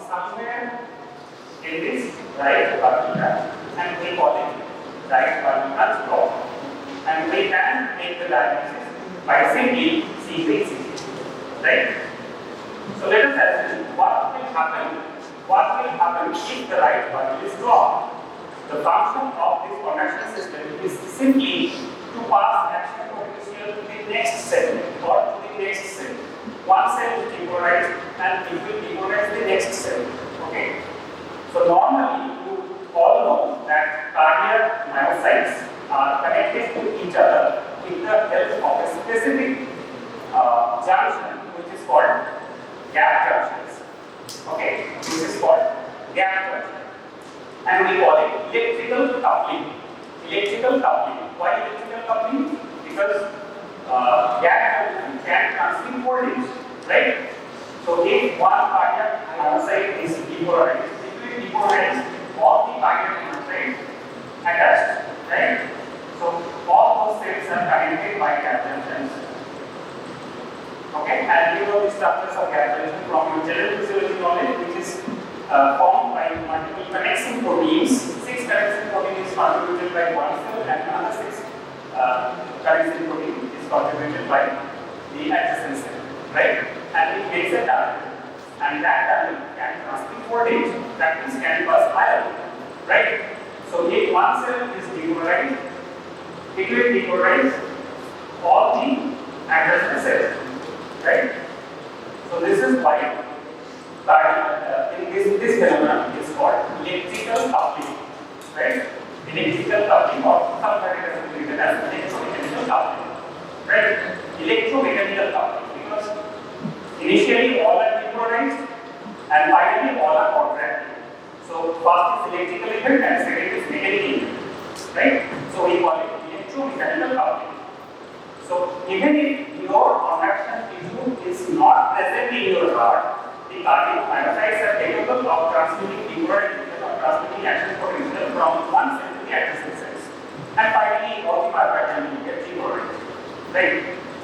Then what is the utility of this conduction system? This is nothing but specialized myocardium which has got lots of gap junctions. So they can transmit voltage faster. So this is the utility of conduction system. So you do not imagine that once right bundle branch is blocked, so no electricity will be supplied to right bundle. Yes, it will be supplied, but somewhat slow. So we need to depend on the gap junctions alone, not the conduction system, right? Okay. So this is why it is not the case that if right bundle is blocked, your right ventricle will not be contracting motionless. No, absolutely, right ventricle will contract, right? But as the conduction system is not there, so there is something happens to the electrical conduction, right? Now we need to know how it happens and how it influences in ECG, right? And finally, we get to know what are the ECG manifestations of right bundle branch block, RBB, right? Okay, now you will ask, what are the causes of right bundle branch block, right? Why someone's right bundle will get blocked? This may be due to previous infarction, right? It might be congenital. It might be congenital from birth, right? It might be congenital, or it might be due to previous infarction and formation of scar tissue, right? Formation of scar tissue. Scar tissue is stable, right? It cannot. It doesn't have ion channels, right? So dead tissue, no ion channels. Cell membrane, no ion channels. It is simply scar, right? So it will not transmit any action potential. So it might, the block might be due to previous infarction, previous myocardial infarction. That might be silent enough without any symptoms. That might happen, right? Okay. So right bundle branch block. Now what is happening in right bundle branch block? So this is your A, this is your R, right? Now right compartment is blocked. The bundle of keys divides into two, left, right, block. Correct? Okay. So all of you remember the vectors. There are 5 vectors that influence your ventricle, right? So in short, these are the vectors. So first vector is axial vector, second vector is left to right vector, the central vector, okay? Third vector is apical vector, right? Fourth vector is all these small vectors that influence the ventricular free wall, and as because your ventricular muscle mass is more than right ventricular muscle mass, so the resultant vector will behave in this way, right? So this is the fourth vector, and final vector is the posterior basal part of the heart reproduction, right? So these are all vectors, and all these vector movements are happening during the whole cardiac cycle, right?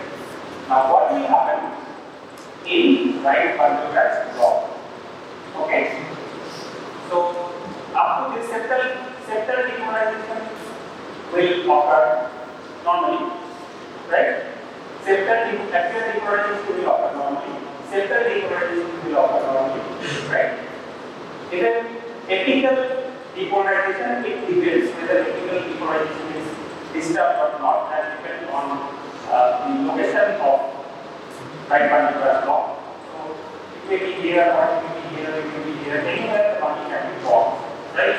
So anyway, the major thing is your right ventricle is not getting enough electricity to depolarize, right? Your right ventricular muscle is not getting enough action potential to get depolarized as fast as left ventricle, right? As the left bundle branch is working well, so your left ventricle will depolarize fast. Normal event is both the ventricle will depolarize simultaneously with the help of left bundle branch and right bundle branch. Okay, this is normal. Your left ventricle and right ventricle both are depolarized simultaneously, and to get a combined complex, what complex? URS complex. ECG, right? URS complex is ECG is your ventricular depolarization, right? And E wave is ventricular repolarization. Okay. Now, this URS complex.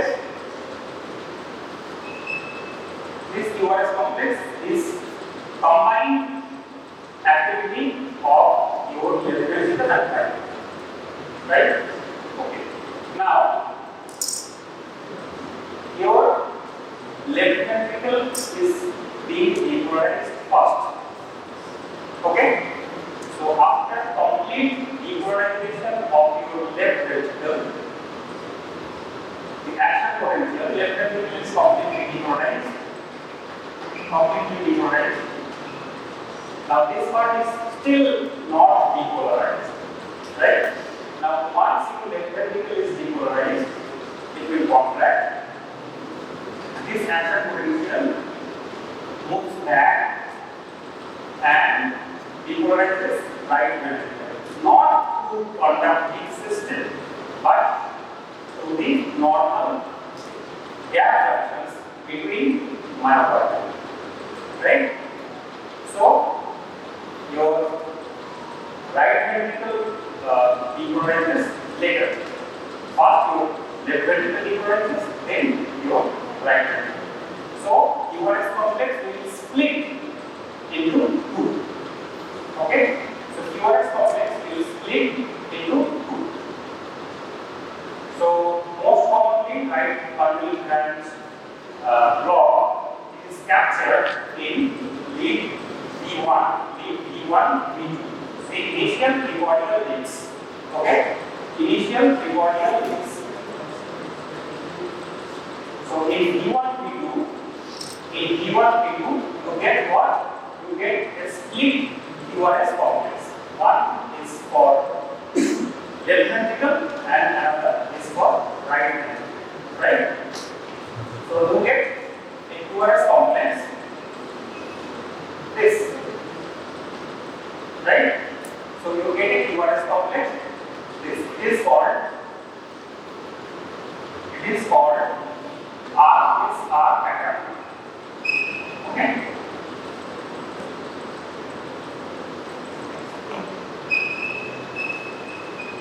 Or simply it is called M pattern.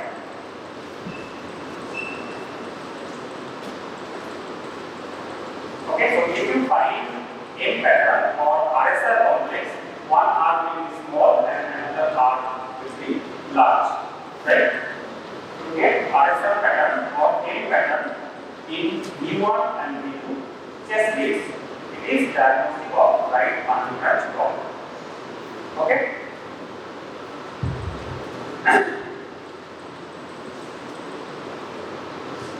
And usually it is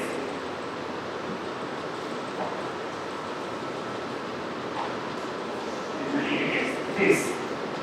Okay, as we are capturing this in V1, which is close to right ventricle, right?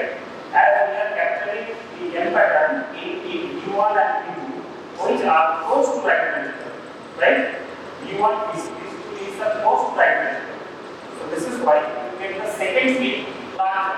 So one is small r, another is capital R, right? So you get R, S, R pattern. Okay? You just simply remember M pattern, that is enough. So M pattern in V1 and V2 is diagnostic of right fundus branch problem. Right? Now,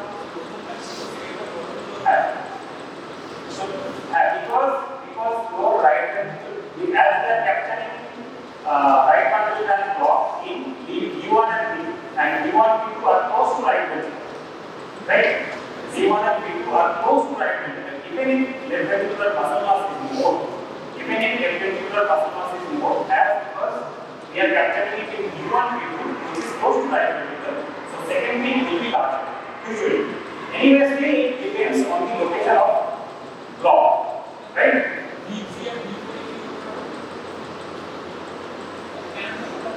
V5, 6. V1 and V2 is the opposite way of V5 and V6, right? Most lateral ways. Okay? Now I will discuss left fundus branch block and you will get the composite ones, right? Okay. So you get RSR pattern or M pattern in V1 and V2, it is diagnostic of right fundus branch block. Still, it is determined the specific location of the problem. It is not possible. Problem is usually. Okay?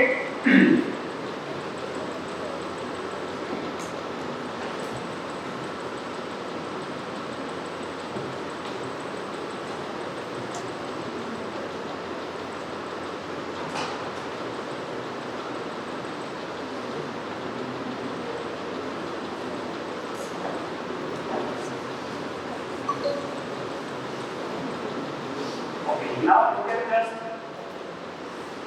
can just search in Google ECGs of right ventricular branch block or ECGs of RGBD and you can find multiple ECGs. Okay, and you will find for specific M pattern or RSR pattern in V1 and V2. Right? Okay. So this diagram. So now we are getting to ECG. Now we are getting to left fundus branch block. Okay. Now we are getting to left fundus branch block. Left fundus branch block is again, it depends on whether the main stem of left fundus branch or the anterior fascicle or the posterior fascicle. But the commonest location of block is left anterior block. Okay, left anterior block or the anterior fascicle is most commonly blocked. Okay, and we call it left anterior renal block.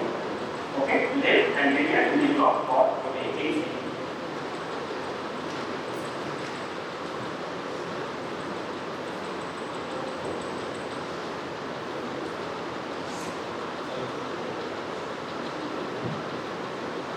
Okay.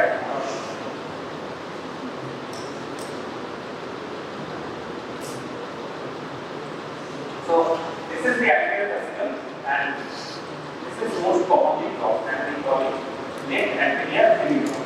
Okay, and also it is also common that right bundle glands and left anterior fascicle, both of these are simultaneously blocked. We call it bifascicular block. Okay, and left posterior fascicle is very uncommon block, but still happens, right? So for your level, you just know anterior right bundle branch block and left anterior block, which is a part of left bundle branch block. Okay, left bundle branch block.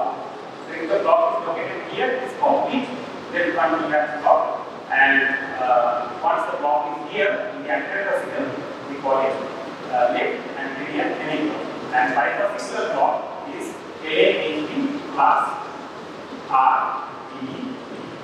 This is called bifascicular block. Okay. Okay. So now how to find left bundle branch block? What are the manifestations of left bundle branch block in an ECG? So similarly, in case of right bundle branch block, we will look at the V1 and V2, which are close to right ventricle. In left bundle branch block, we will look at V5 and V6. Okay? So if you get M pattern or RSR pattern, it's not called RSR pattern, it's simply M pattern. So you just get a QRS complex like this. Okay? So if you get a QRS complex like this, it means V5 and V6. And you know V5 and V6, the leads are located here. V5 and V6 towards the left ventricle. Okay? And this is the location of V1 and V2. Right? So V5 and V6, if you get M pattern, we call it left bundle branch block. In case of left anterior hemi block, we do not get any M pattern. In case of left anterior hemi block, simply there will be left axis definition. Right? Simply there will be left axis definition. And by now, I guess all of you know how to determine axis from an ECG. Right? There are multiple methods.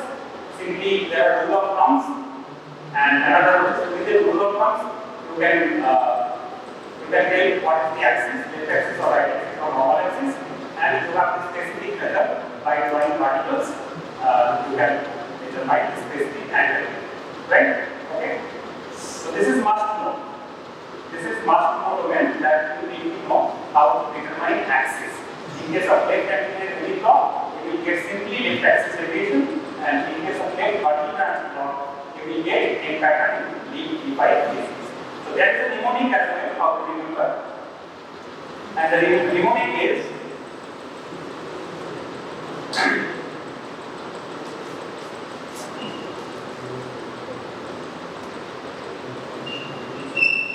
we hear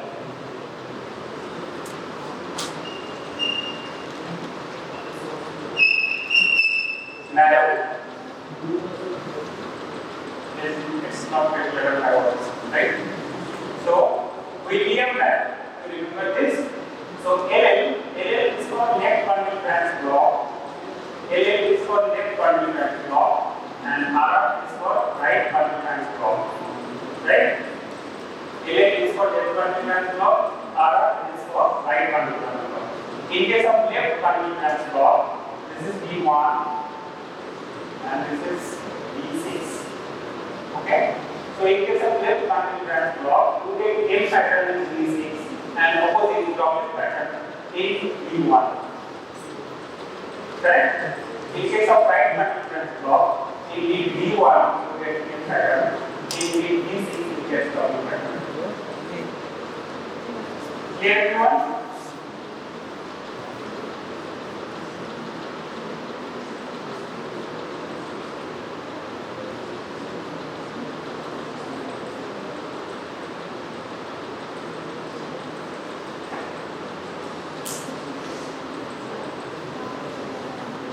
So now we are moving on to or heading on to AA block or endocrine block.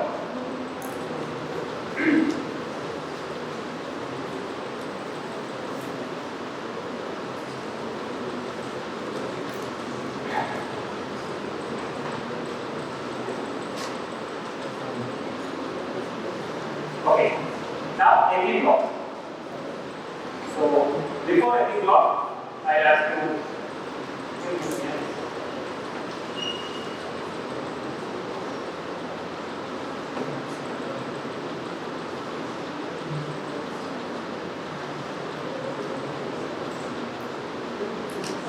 This duration is from the start of P to Q. From the start of P to Q. This duration is called PR interval. So it is not PQ, it is PR. Even if it is from the start of P to Q, it is called PR interval. And what does it signify? What does it signify? What does it signify? P rate is due to bacterial depolarization. Q1S is due to reticular depolarization. Bacterial depolarization, reticular depolarization. So PR interval is the time interval for the action potential to travel from bacterial to ventricle. Bacterial depolarization and reticular depolarization. Q1S complex is reticular depolarization. So it is the time interval, PR interval is the time interval for the action potential to travel from bacterial to ventricle. Simple, right? So from SLO, action potential is traveling to epinode and crossing epinode. Once the epinode is crossed, it is entering into ventricle, right? So the total duration PR interval is SLO to epinode plus epinodal filling. This is PR interval, correct? So PR interval is the time interval which is taken by the action potential to travel from bacteria to ventricle. Simple. Okay. And the normal value is anyone? What is the normal value of PR interval? Very basic question. Point 0.08. In an ECG, small squares. Okay. In x-axis, one small square is equal to 0.04 second. 0.04 second. And in y-axis, one small square is equal to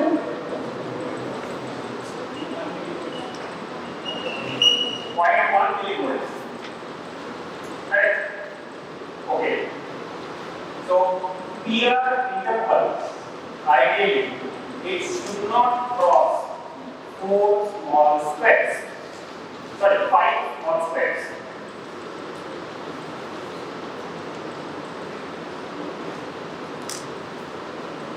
So, PR interval, it should not cross more than 5 small squares. So, what will be the limit of PR interval? 0.2. Okay, 0.2. So 5 small squares means 0.04 into 5 is equal to 0.2 second. Right? 3 small square is equal to 0.12 second. Right? So normally PR interval should be 3 small squares to 5 small squares. That means 0.12 seconds to 0.2 seconds. This is normal PR interval, right?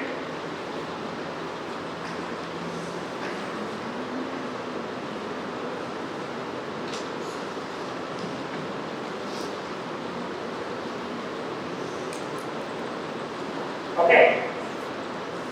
So if PR interval is more than 5 small squares, that means more than 0.2 second, it is called heart block. AB block. Okay. Stop there because heart block is classified. Okay, this is one part of heart block. Okay. So fast degree heart block. We are moving to fast degree heart block. So fast degree heart block, you see this ECG. So here is the start of P, and you see at least 7 small squares are here. Okay, at least 7 small squares are here from the beginning of P to the Q to Q, right? So 7 small squares means 7 into 0.04, 0.28 second, and our limit was 0.2. So PR interval is increased, which is 360 milliseconds. 360 milliseconds means it is 9. 360 milliseconds means 9 small squares, right? So in this example, 9 small squares from start of P to Q. So 9 small squares means 9 into 0.04 second, that is 0.36 second, and 0.36 second means 360 millisecond, right? 0.36 second means 360 millisecond. So here interval is increased, right? And it is fixed. Okay? So every time action potential is being generated in the area, and it is taking 360 milliseconds or 0.36 seconds to reach ventricle. It is fixed every time. It is called fast degree heart. Okay? So fast degree heart is PR interval is increased and fixed. Increase means more than 0.2 seconds and fixed. Every time it is 0.36 seconds or 360 milliseconds. So if you calculate here it is 360 milliseconds, again in the next complex if you calculate here it is 360 milliseconds, again you calculate here it is 360 milliseconds, right? So fast degree heart, right?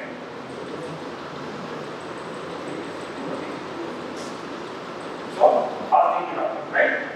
Now next. Okay, okay, fine. Okay, so you do that now. Hey,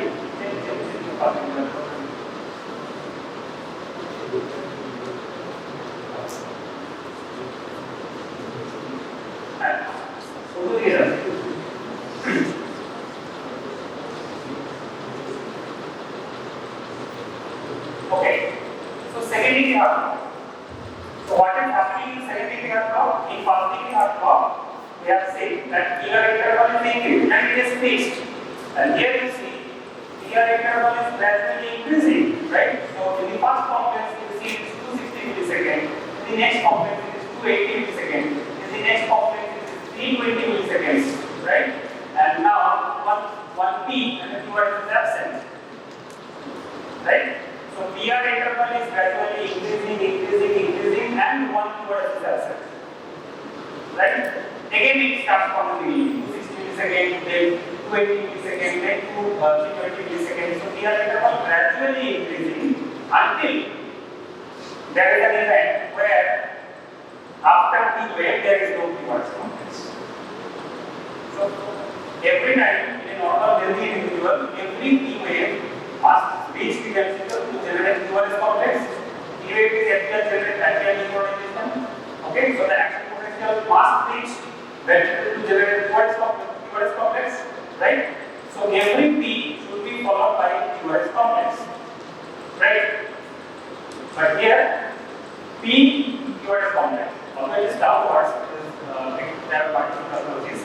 So P QRS, not necessarily QRS complex is always upwards. Okay, so P QRS complex, P QRS complex, P QRS complex, P no QRS complex, right? So gradually PR interval is increasing. Yes, it is raised. It is more than 0.2. It is 0.26. Right? It is 0.26. 260 milliseconds is 0.26. Okay. So 260 milliseconds definitely PR interval is increased. So definitely it is heart block. Now we need to check in the next complex whether it is further increasing or not. Okay. So it is further increasing from 260 milliseconds to 280 milliseconds to 320 milliseconds. And in the next complex, there is a P which is not followed by a QRS complex. So this is secondary heart block, movies type 1. Okay, secondary heart block, movies type 1. Clear? Heart block is a question for you. If heart block comes as a short note or you will face 5 questions, right? So prepare heart block as a short note, you will divide heart block. If it is specifically mentioned, every block, if it is specifically mentioned, every block, the question is every block, then you need to divide fasting heart block, secondary heart block, and 30 of complete heart block, right? type 1 and there is Mobius type 2. Right? So this is AV block. And if the question is only heart block, you may explain everything. Starting from conduction system block, right? Like right ventricular block, left ventricular block, and finally AV block. Okay. So depends on the question whether it is asking both conduction system block or AV block or only AV block. Right? But conventionally, with the term heart block, we mean AV block. Right? Conventionally, by the term heart block, we mean AV block. And if you divide into 3, first degree, second degree, and third degree, under second degree, Mobius type 1 type 2. Okay?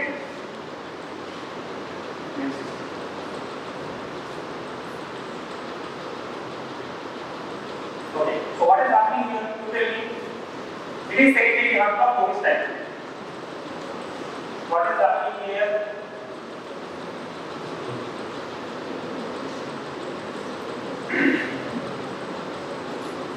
Here interval is increased, right? Here interval is increased, and also it is not gradually increasing. It is increased. Definitely it is increased, but just like first degree heart block, it is increased and fixed. It is not gradually increasing. Here interval is more than 0.2, so there is a heart block. But if you check the consequent URS complexes, consequent PCT complexes, you see the ER interval is fixed. Okay, it is increased and fixed.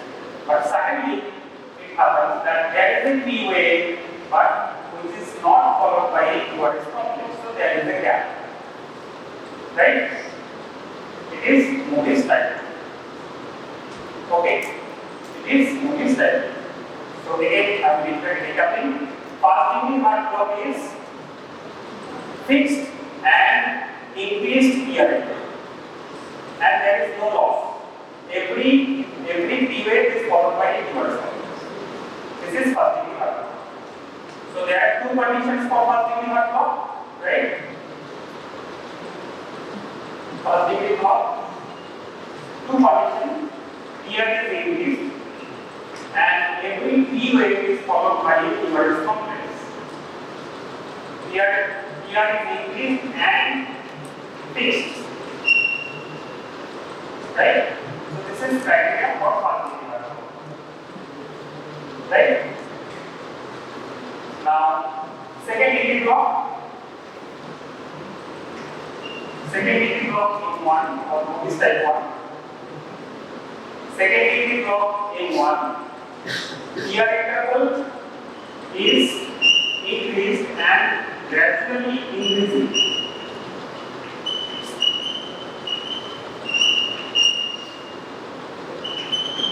Right?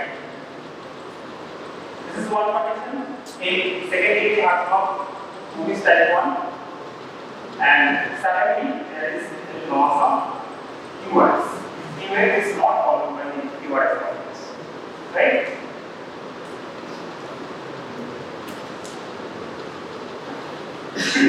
So this is second degree heart block, Mobius type 1. And in case of Mobius type 2, again Mobius type 2,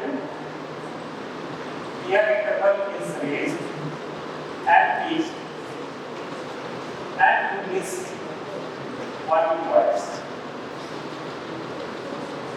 Right?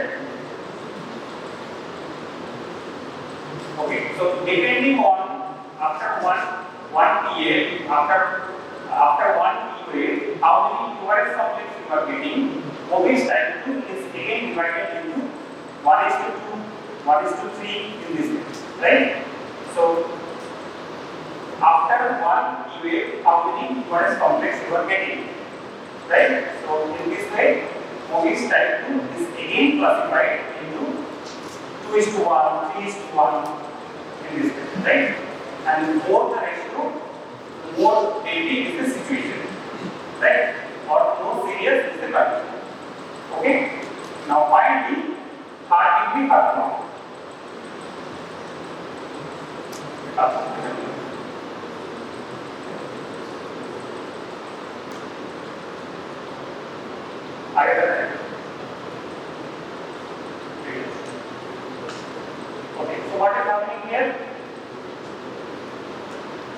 It is secondary heart block 2:1.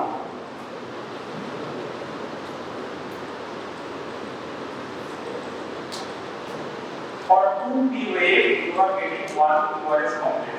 2:1. Okay?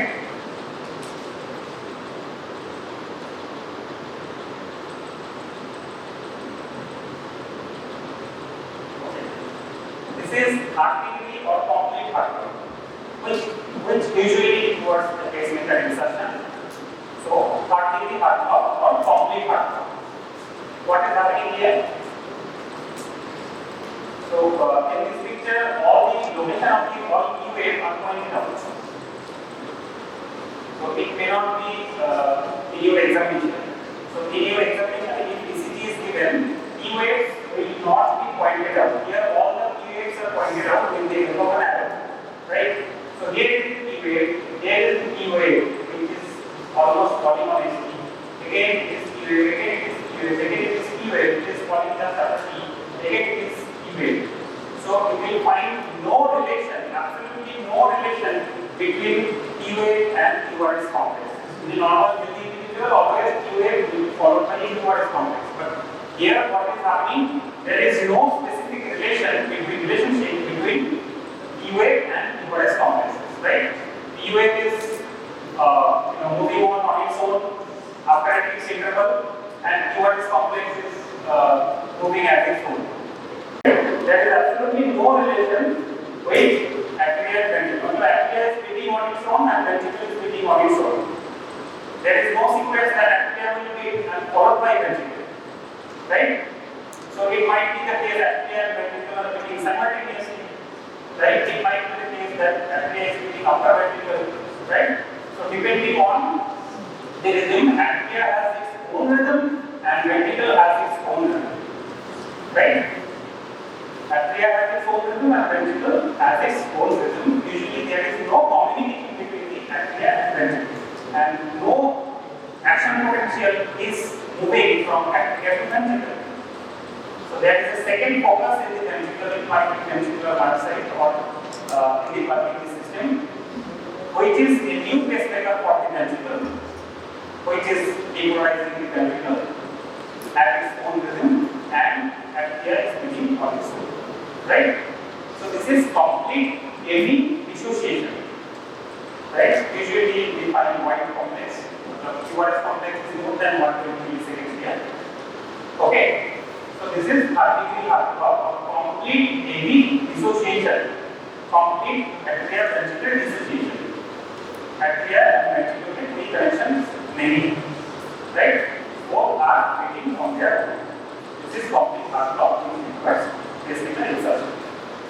Right? Okay. Any question?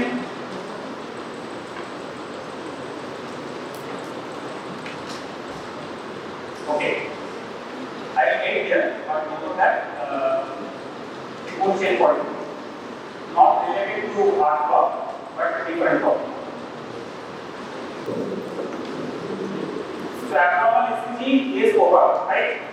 Abnormal ECG is over, and under abnormal ECG, we have learned ECG changes in arrhythmia, ECG changes in acute coronary syndrome or heart attack, and abnormal ECGs in heart block, right? And all of you are supposed to comment on such abnormal ECGs given in your examinations.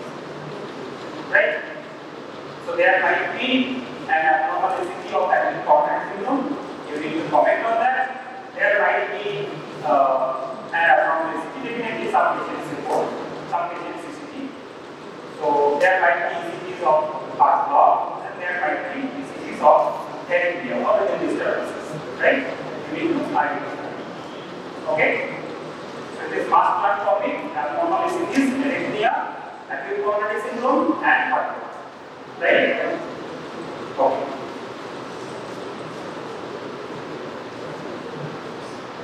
Okay, all of you know what does ST segment means and what does QT interval means? What is QT interval? From Q to T, Q to the end of T. this dimension.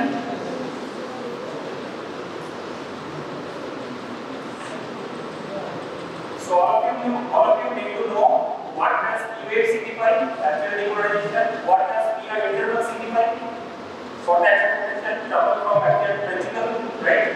What does Q-S complex signify? Q-S complex is ventricular depolarization, both the ventricles simultaneously. QT interval is total duration from ventricular depolarization to ventricular depolarization. Okay, so this total duration is the total action potential duration, right? This is ventricular depolarization plus ventricular repolarization, correct? And also you need to know the significance of QT interval. What is normal QT interval? Normal QT interval is 330 milliseconds to 440 milliseconds. Normal QT interval. And often QT interval is increased. We call it long QT syndrome, right? Long QT syndrome is a disease, mostly it is genetic disease. There are multiple variants in long QT syndrome: MBBS 1, MBBS 2, MBBS 7. Okay. And the most common long QT syndrome is due to mutation in the calcium channel. Mutation in the long-lasting calcium channel, right? So this is the significance of QT and also T-wave. Okay, T-wave is due to ventricular depolarization, right? T-wave is due to ventricular repolarization. Okay, and there are many abnormalities of T-wave as well. How these will come under these electrolyte needs. Okay, everything what you don't need to know right now. So the abnormalities in the T-wave are T-wave may be flat, T-wave may be inverted, or T-wave may be thick. Okay. Okay. Now, completely different topic, different question for you. And the question is, all the transmural pressure are written in millimeter of mercury from aorta to cerebellum. Okay. So aorta 95 millimeter of mercury. This is mean pressure. This is mean pressure, right? That means the last pressure plus 1 part of pulse pressure, right? So aorta has got 95 millimeter of mercury. Small artery is 90 millimeter of mercury. Arterioles 60 millimeter of mercury. Capillaries 25 millimeter of mercury. Venules 50 millimeter of mercury. Veins 12 and vena 10. Right? So mean pressure is gradually decreasing from aorta to vena cava, right? Now you see the number of pulse signs is the relative index of the amount of elastic tissue. Right? Okay, before moving there, you know the structure of capillaries, you know the structure of aorta, and you know the structure of vena cava, right? All these are formed blood vessels, and you have got all the pneumatica media and intima appendix, right? You know the layers of arteries, right? And is there any layer in the capillaries? So in capillaries are the basement membrane and the endothelium layer, right? So this is the capillary, right? This is the capillary. So only a single cell thickness on the basement membrane, right? It is capillary. And in comparison to capillary, in the aorta, in vena cava, we have lots of elastic tissues, we have lots of collagen, right? So how is it possible that capillaries are extending 25 millimeter of mercury pressure, whereas vena cava with lots of elastic tissues and collagen, it is tolerating only 10? Get my question? So if you measure pressure with a micronanometer inside the capillaries, it will be 25 millimeter of mercury. So 25 millimeter of mercury pressure within the capillaries and within the vena cava, the pressure is only 10. So it seems that capillaries should rupture with the double amount of pressure that is in the cava. Okay, so capillaries are withstanding 25 millimeter of mercury pressure, and yet ruptured, right? Why?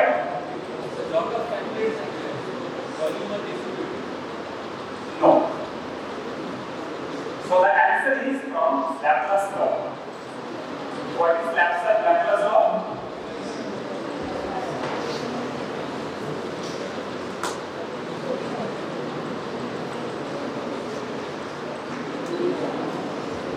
In a distensible hollow organ, the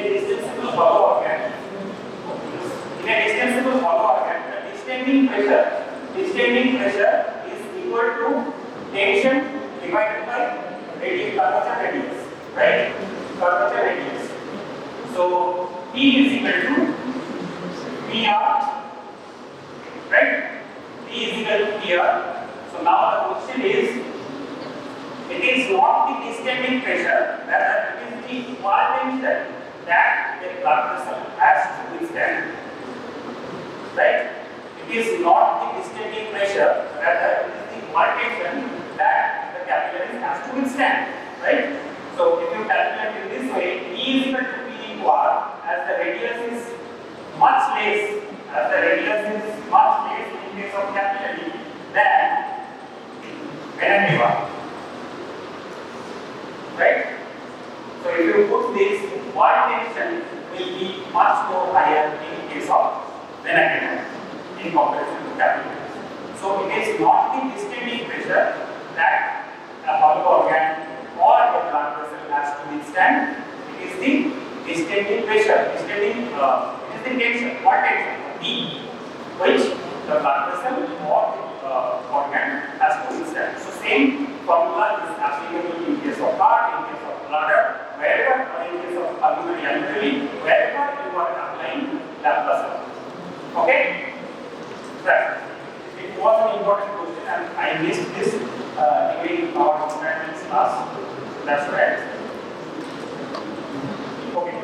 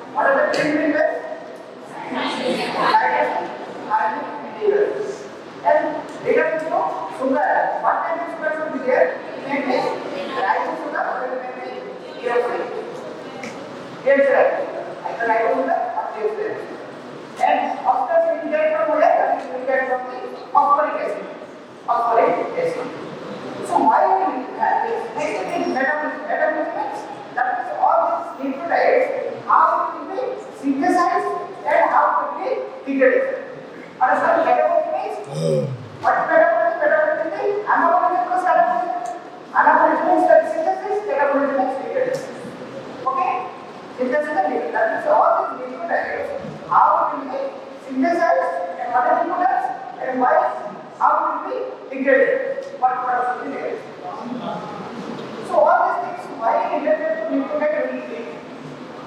What is important?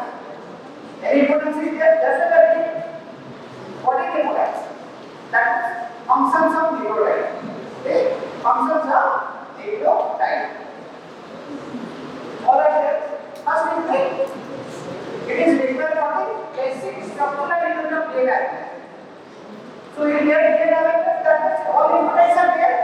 That means feeding base and urine base is there. Understand? What will it require? What will it require? It requires nothing. DNA for what requires? It requires replication process. Requires nothing. Replication process. And I don't think from urine to transcription process. Okay. So that's the first point is the basic structural unit of ureter. Second point is it sounds like the area of chemical energy. Area of chemical energy. What is the compound? Full chemical. ATP. ATP, what is ATP? ATP is ATP is just one sentence, one word. Nucleotide. Nucleotide.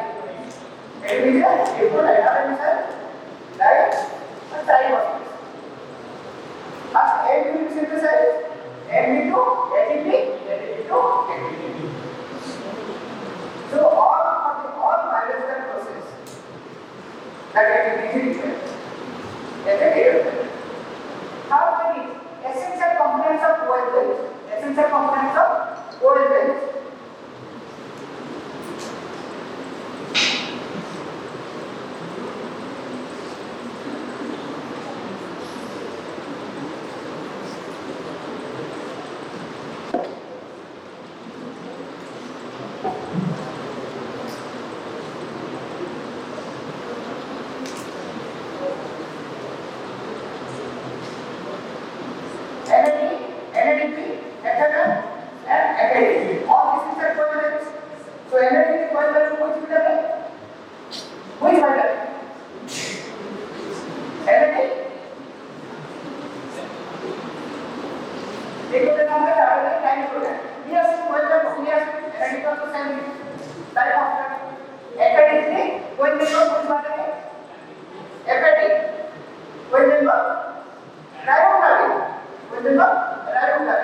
So from there, nothing other than that included and nothing mono included.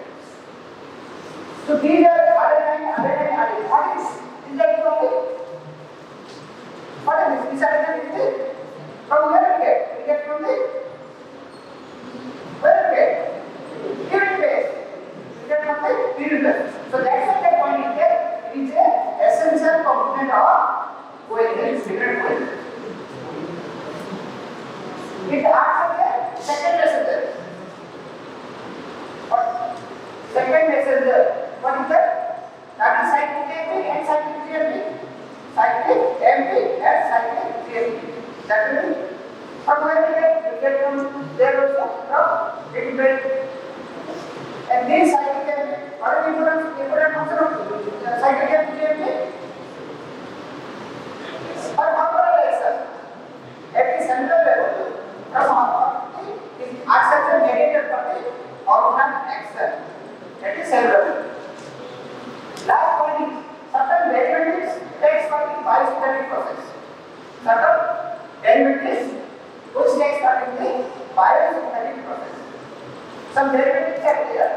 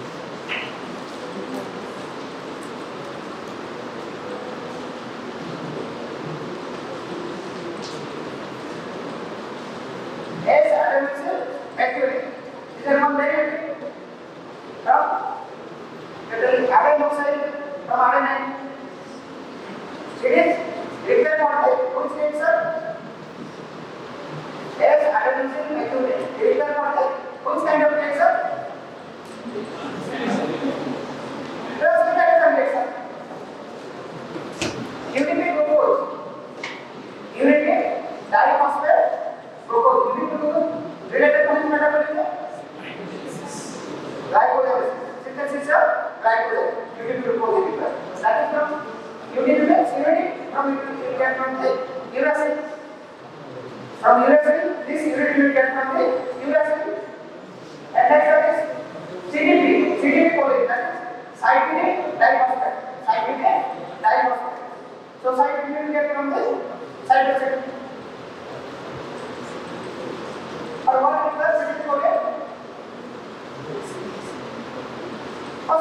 synthesis. Phospholipid synthesis. Phospholipid protein. Okay, that's understood. So functions of nucleotide may come as a short box. You can write 4 or 5 functions related to attachment. Okay.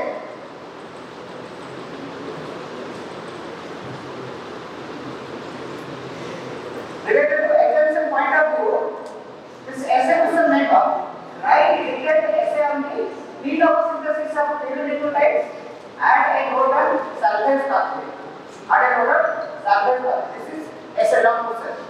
Okay, photosynthesis pathway we will discuss. Photosynthesis pathway is the major pathway. Last apex, don't disturb. Okay, photosynthesis pathway is the major pathway for the nucleotide synthesis, and sulfase pathway is the minor pathway. Describe in detail the catabolism of nucleotides and the metabolic features are associated with it. That means from nucleotide, how it will be catabolized and uric acid synthesis will occur. And that for that method, gout, hyperuricemia, all these things will occur.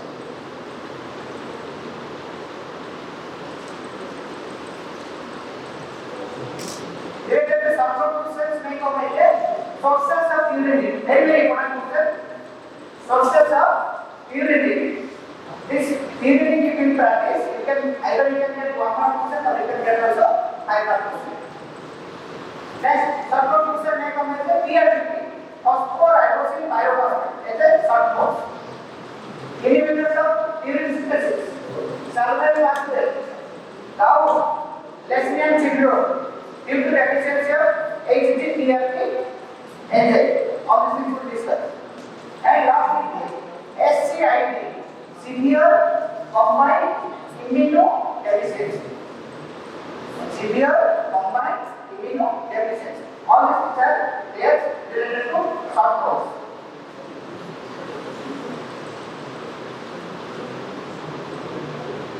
Already we discussed.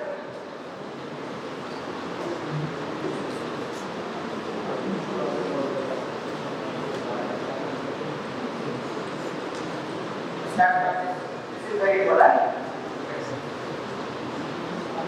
I told related to urinary synthesis, 2 pathways there. One is major pathway, another is minor pathway.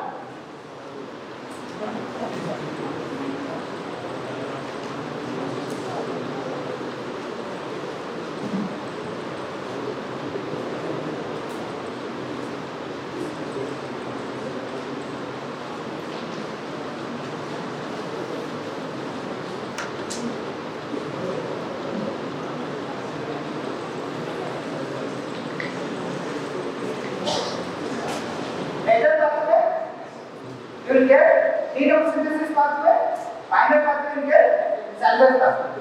Then what is major pathway? Both are there. Because in major pathway, the nucleotide synthesis occurs in most of the all of the tissue except RBC and red. Okay? RBC and red. But the minor pathway is there that you can occur through this minor pathway. Nucleotide synthesis occurs in RBC and red. Okay, understood?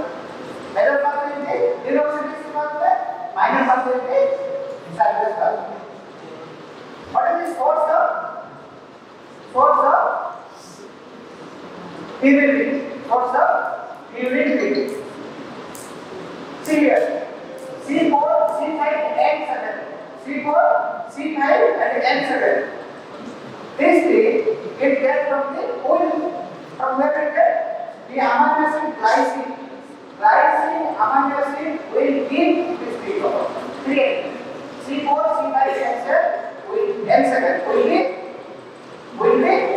formed from the glycine molecule. Okay, glycine will responsible for the synthesis of C4, C5, N7 or urine. Okay. N3 and N9. This 2 nitrogen. Here 2 nitrogen and the nitrogen number 9. This both nitrogen will get from the glutamine. Glutamine is responsible for the third nitrogen and ninth nitrogen. In glutamine, amide group is there. That amide group will be responsible for the donating or it will donate the nitrogen. Understood? Next is the N1, another medical one. It will be, you will get from the aspartate molecule. Aspartate molecule will be responsible for the synthesis of N1 of urine.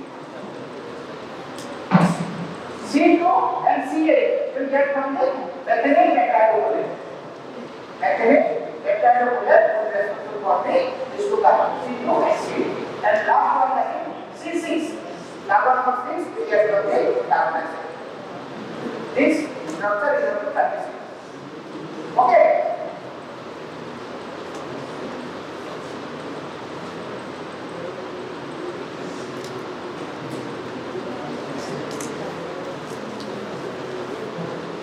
Pere, you need to take first synthesize in the IAP.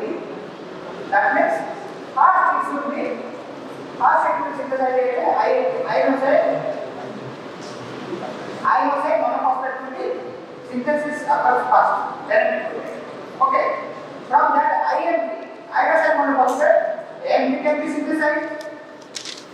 Once you get AMP, AMP to ATP, ATP to ATP. Okay. The first variant is that is the IMP. From IMP, other people will get synthesized like N and GMP. This is very important step. First step, very important step. Okay. This step is called the preparatory step.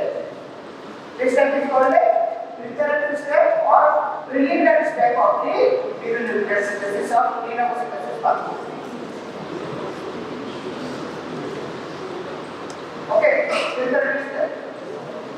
Because that first we get from what molecule is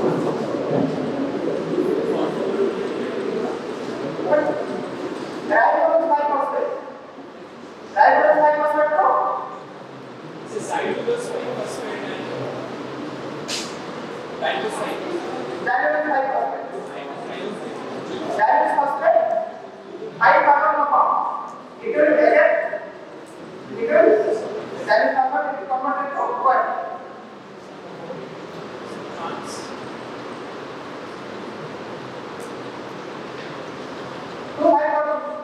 High carbon compound will form. Right?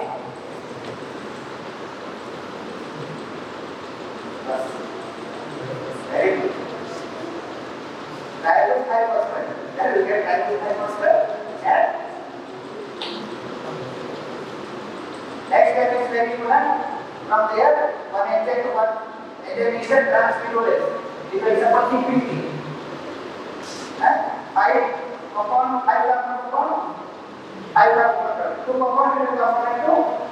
One is 7 compound and is 7 carbon compound and 3 carbon. C2H2. This is there. Okay. So in HMSR, you will get this ribose phosphate. So keep in mind, starting material of the urinary synthesis is the ribose phosphate. That ribose phosphate you get from the intermediates in the HMSR. Okay? Okay.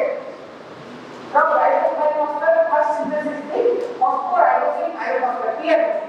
Phosphoribosine pyrophosphate. By help of enzyme, we have to take synthetase. We have to take synthetase enzyme. Okay.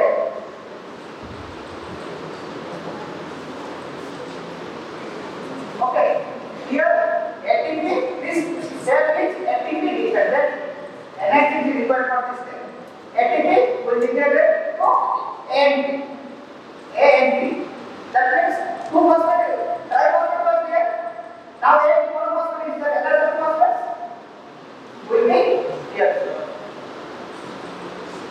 That's why it is pyrophosphate. Okay. So ribose phosphate, phosphate will convert into phosphoribosine pyrophosphate, that is PRPP. With help of enzyme, PRPP synthesis. This is the preliminary step or a zero step. Also called zero step. Preliminary step of the urinary tract disease. Once you get the PLDT, that PLDT, it can go for major pathway or it can go for minor pathway.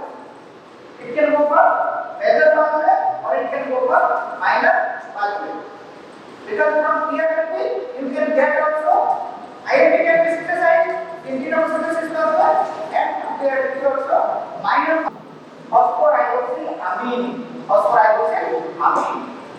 By the help of enzyme that is aminotransferase. Aminotransferase. The enzyme itself, what is it? That's the transfer of aminotransferase. Transfer of amino is the nitrogen is there. Nitrogen is there. So this aminotransferase is there. It will transfer the nitrogen. To the phosphorhydroxyl biphosphate, and the result phosphorhydroxylamine will be formed. Understood? This is the first step.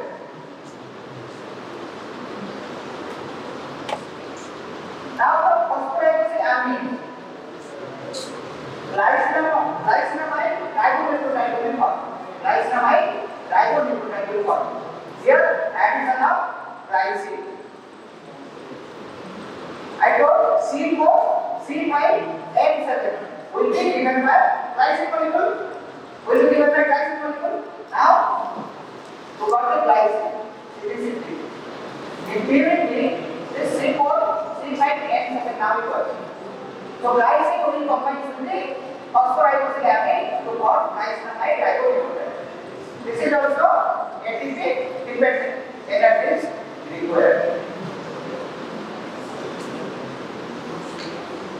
Next is glycinamide, because all 10 steps are important.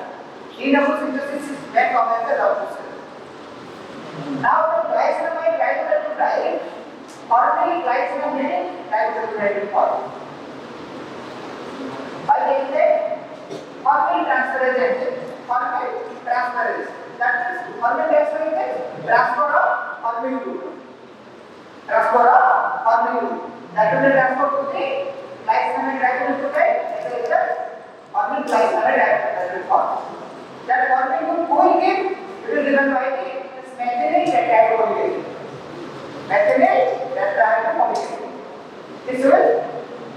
That hormone group will come from the methanyl tetrahydrofolate.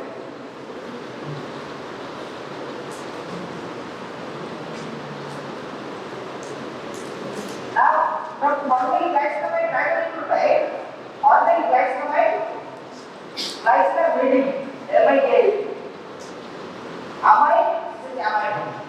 Here, the secretion. How will form by the aminotransferase agent. And that amide group, or that amide nitrogen, who will donate? It will donate by the glutamine. Donated by the glutamine. So glutamine will give the nitrogen atom. Okay. It will give the amide group or nitrogen atom to the hormone glycinamide ribonucleotide. As a result, hormone glycinamide ribonucleotide will form. Difference of this here, glycinamide, MIT is here IAT. Okay. Some little bit difficult this way. ज़्यादा difficult लग रहा है क्या? हाँ sir. क्या है? अपनी इसको समझ लो। जब चैप्टर कोई तो हो, आपके पास रहेगी।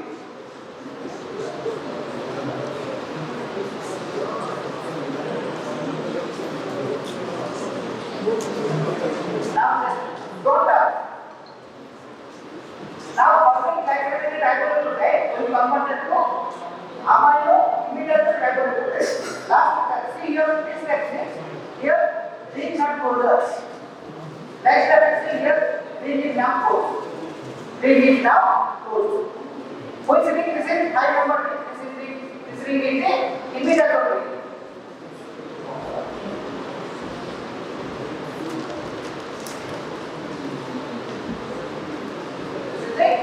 High number 5 carbon immediate ring.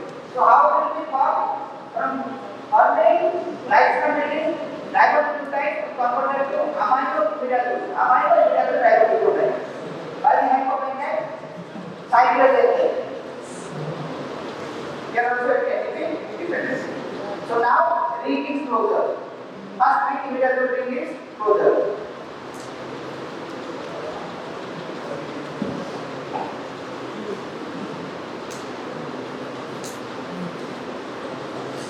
This is urine ring.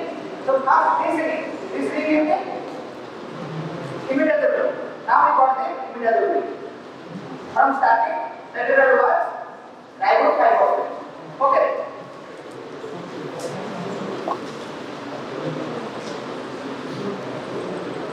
Now from aminobutyryl to ribonucleotide, by the help of enzyme carboxylase enzyme, I am making 4 carboxylates. Fixation carboxylate, fixation this is very important for example is there.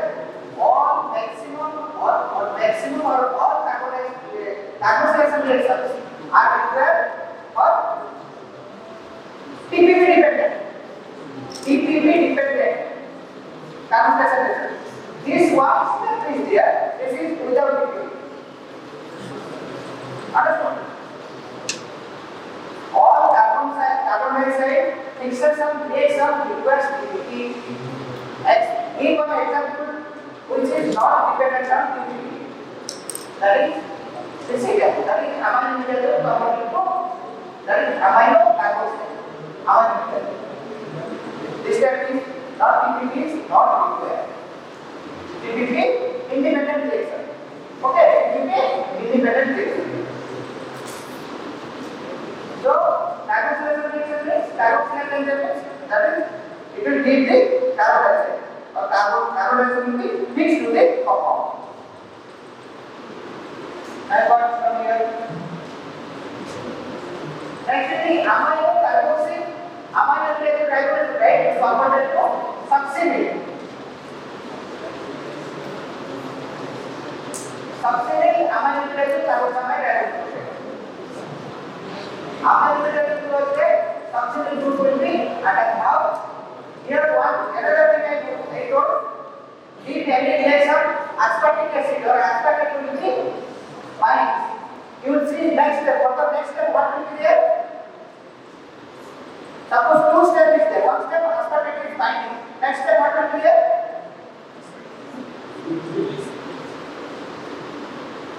Metabolism you are not indicator. You have not started also.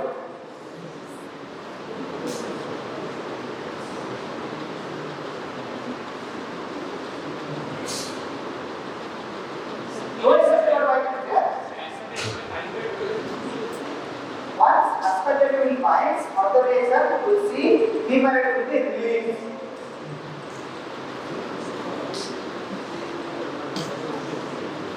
So here aspartate will be bind by the help of the synthase.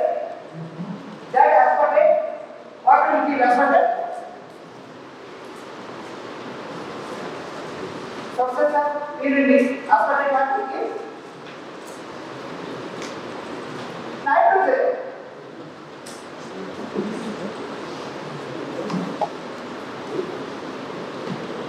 See, suppose you have not reading, but you are not concentrating also.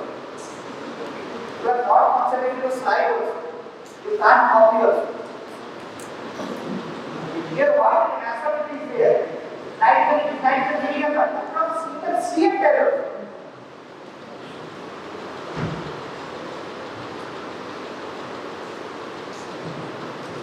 So aspartic acid will bind to the amino carboxyl ribonucleotide. It will form succinate aminobutyryl carboxamide ribonucleotide. So here the aspartic is there. Aspartic will be donated with nitrogen.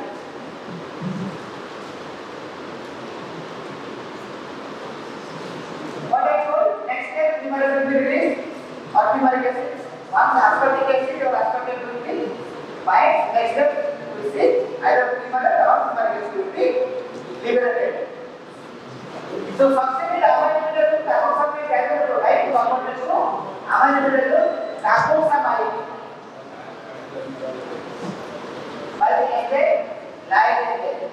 like degradation occurs.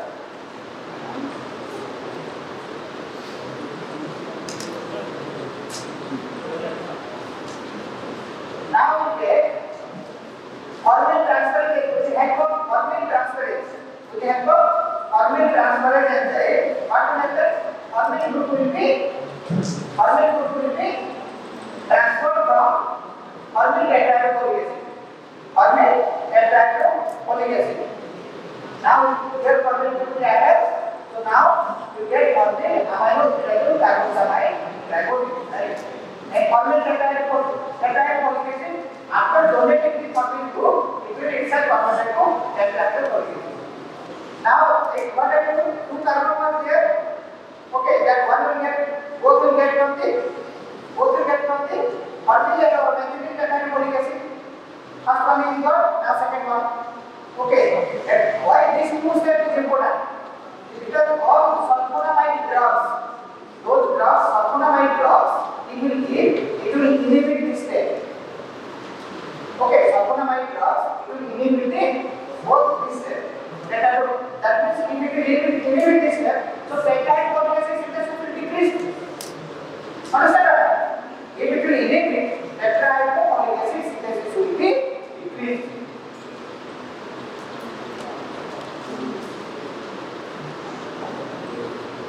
Now, second is the ring closure. Before that, elimination ring was closure. Now, the total ring will be closure. By the help of enzyme, either synthesis or cyclohydrolase. That is also cyclohydrolase.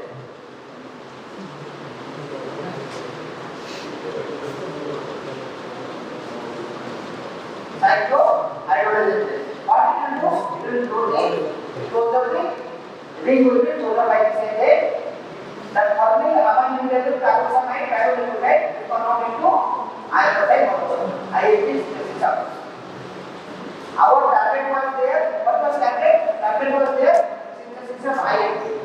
Because parent nucleotide, I told parent nucleotide module. That is iodine. Iodine monophosphate. So first starting material was there. Ribose biphosphate to PRP synthesis. Ribose biphosphate converted to phosphorylation pyrophosphate. PRP. Once prepared this step, that PRP once you get, that PRP can go to major pathway, that is by de novo synthesis pathway, or it can go to minor pathway, that is Sandoz pathway. Okay.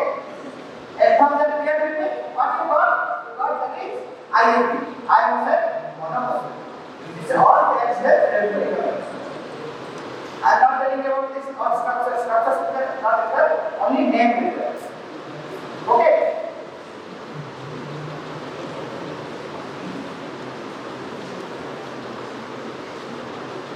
From IMP and get AMP. Adenosine monophosphate by help of enzyme, that is adenosine oxidase synthesis and adenosine oxidase. Both the two-step phase. This is a two-step phase. It's one step I have taken.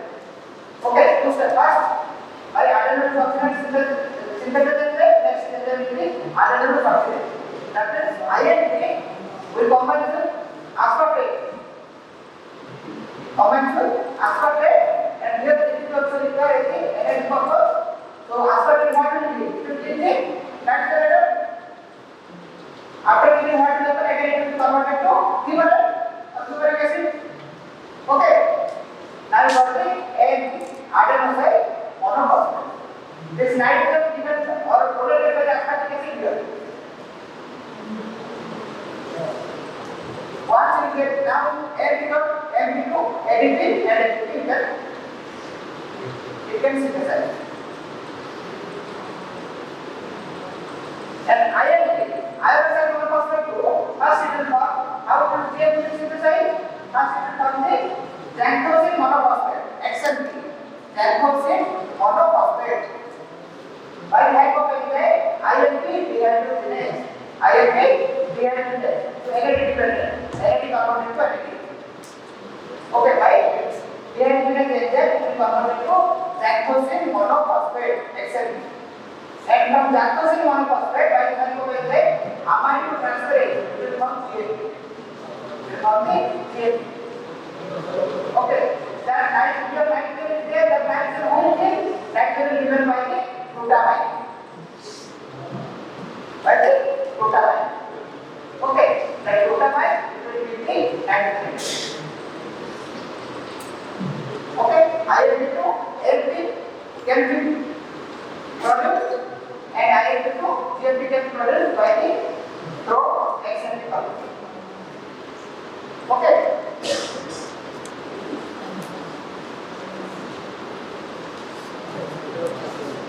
Salvage pathway, this is the major pathway. Minor pathway is very important and subtle. Just two steps. Minor pathway. Minor pathway how is important? Because in early cell where this minor pathway occurs.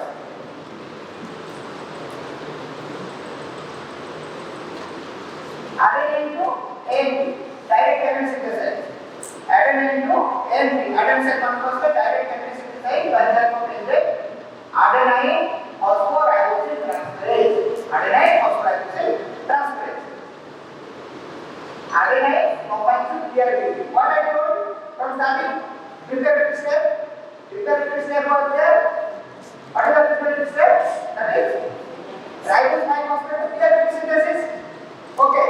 From there I told DRB to my major pathway it can go, minor pathway it can go. Now first DRB minor pathway with combination of or combined with adenine it can form AMP, adenosine molecule. So we are going to do next step is 192 GMP. This is very important. 192 GMP by the help of the HTDRT. Hypothalamic 1,9-phosphorylation transferase. Very important. So many times that question may come HTDRT. Short notes. Okay. Or one question I told short that is Lexington syndrome. That Lexington syndrome occurs due to deficiency of this enzyme. HTDRT. Hypothalamic 1,9-phosphorylation transferase enzyme deficiency. Lexington syndrome occurs.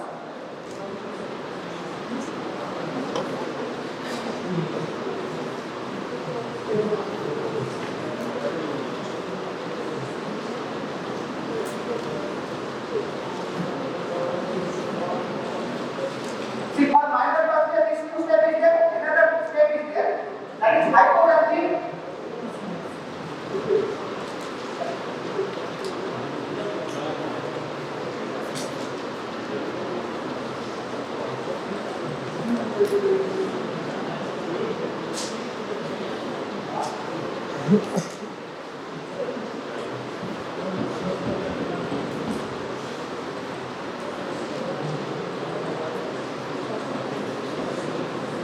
This step. Hypothalamic component to IL. By the help of enzyme, hypothalamic 1,9-phosphorylation transferase. Education. Okay. With the combination of or combined with PRP. Phosphorylation by phosphate plus hypothalamic will form adenosine monophosphate. By the help of enzyme, HTDRT. So, minor pathway, salvage pathway or minor pathway is very important. Mostly coming in examination purpose. Salvage pathway. So, please let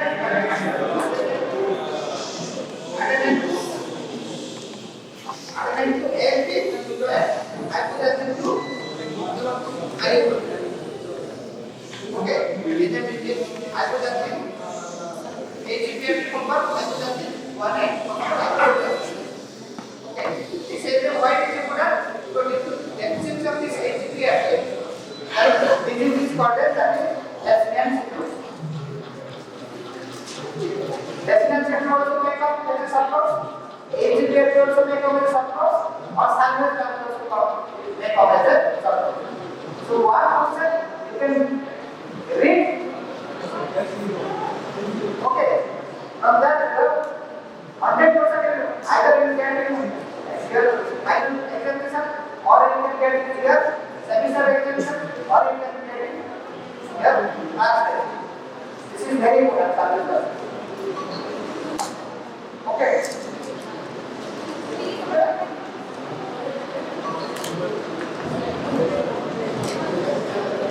When I say two slide is here, regulation.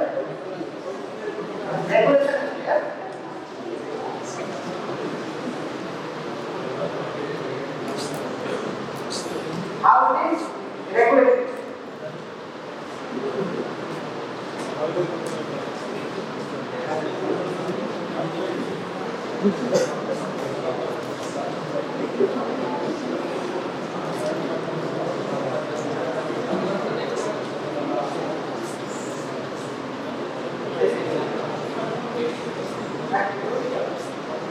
How is it regulated?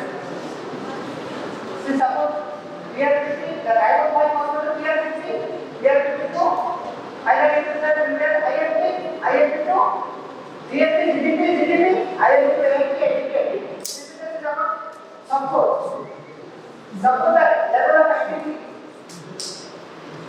activity or concentration is high. ATP concentration is high. That means what is the target? Target is here. Now we are going to high distance will be decrease. Then the number will give negative feedback. So we are going to synthesize. We are going to synthesize the value of negative feedback. So right of my component we are going to synthesize will be stopped. Okay, like that here, GTP is 4 is there. High level of concentration is there. We cannot using negative feedback. We are going to synthesize. So right of component we are going to synthesize will be there. I am into GTP, which is the sexual system. Okay.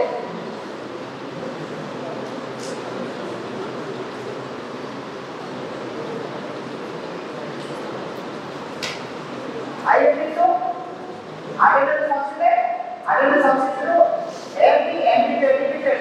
Every anti-bacterial is more is there, the concentration rate is high. That is GTP means GTP.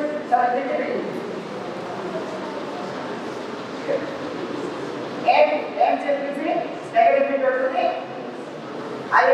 negative feedback, so there is an not conforming to analytical substitute. It is little difficult. Okay, it is difficult. I know it. But it is more today it is easy. Okay, you can understand. Okay. Little bit idea you got or not? Little bit idea you got or not? Huh? You should idea how?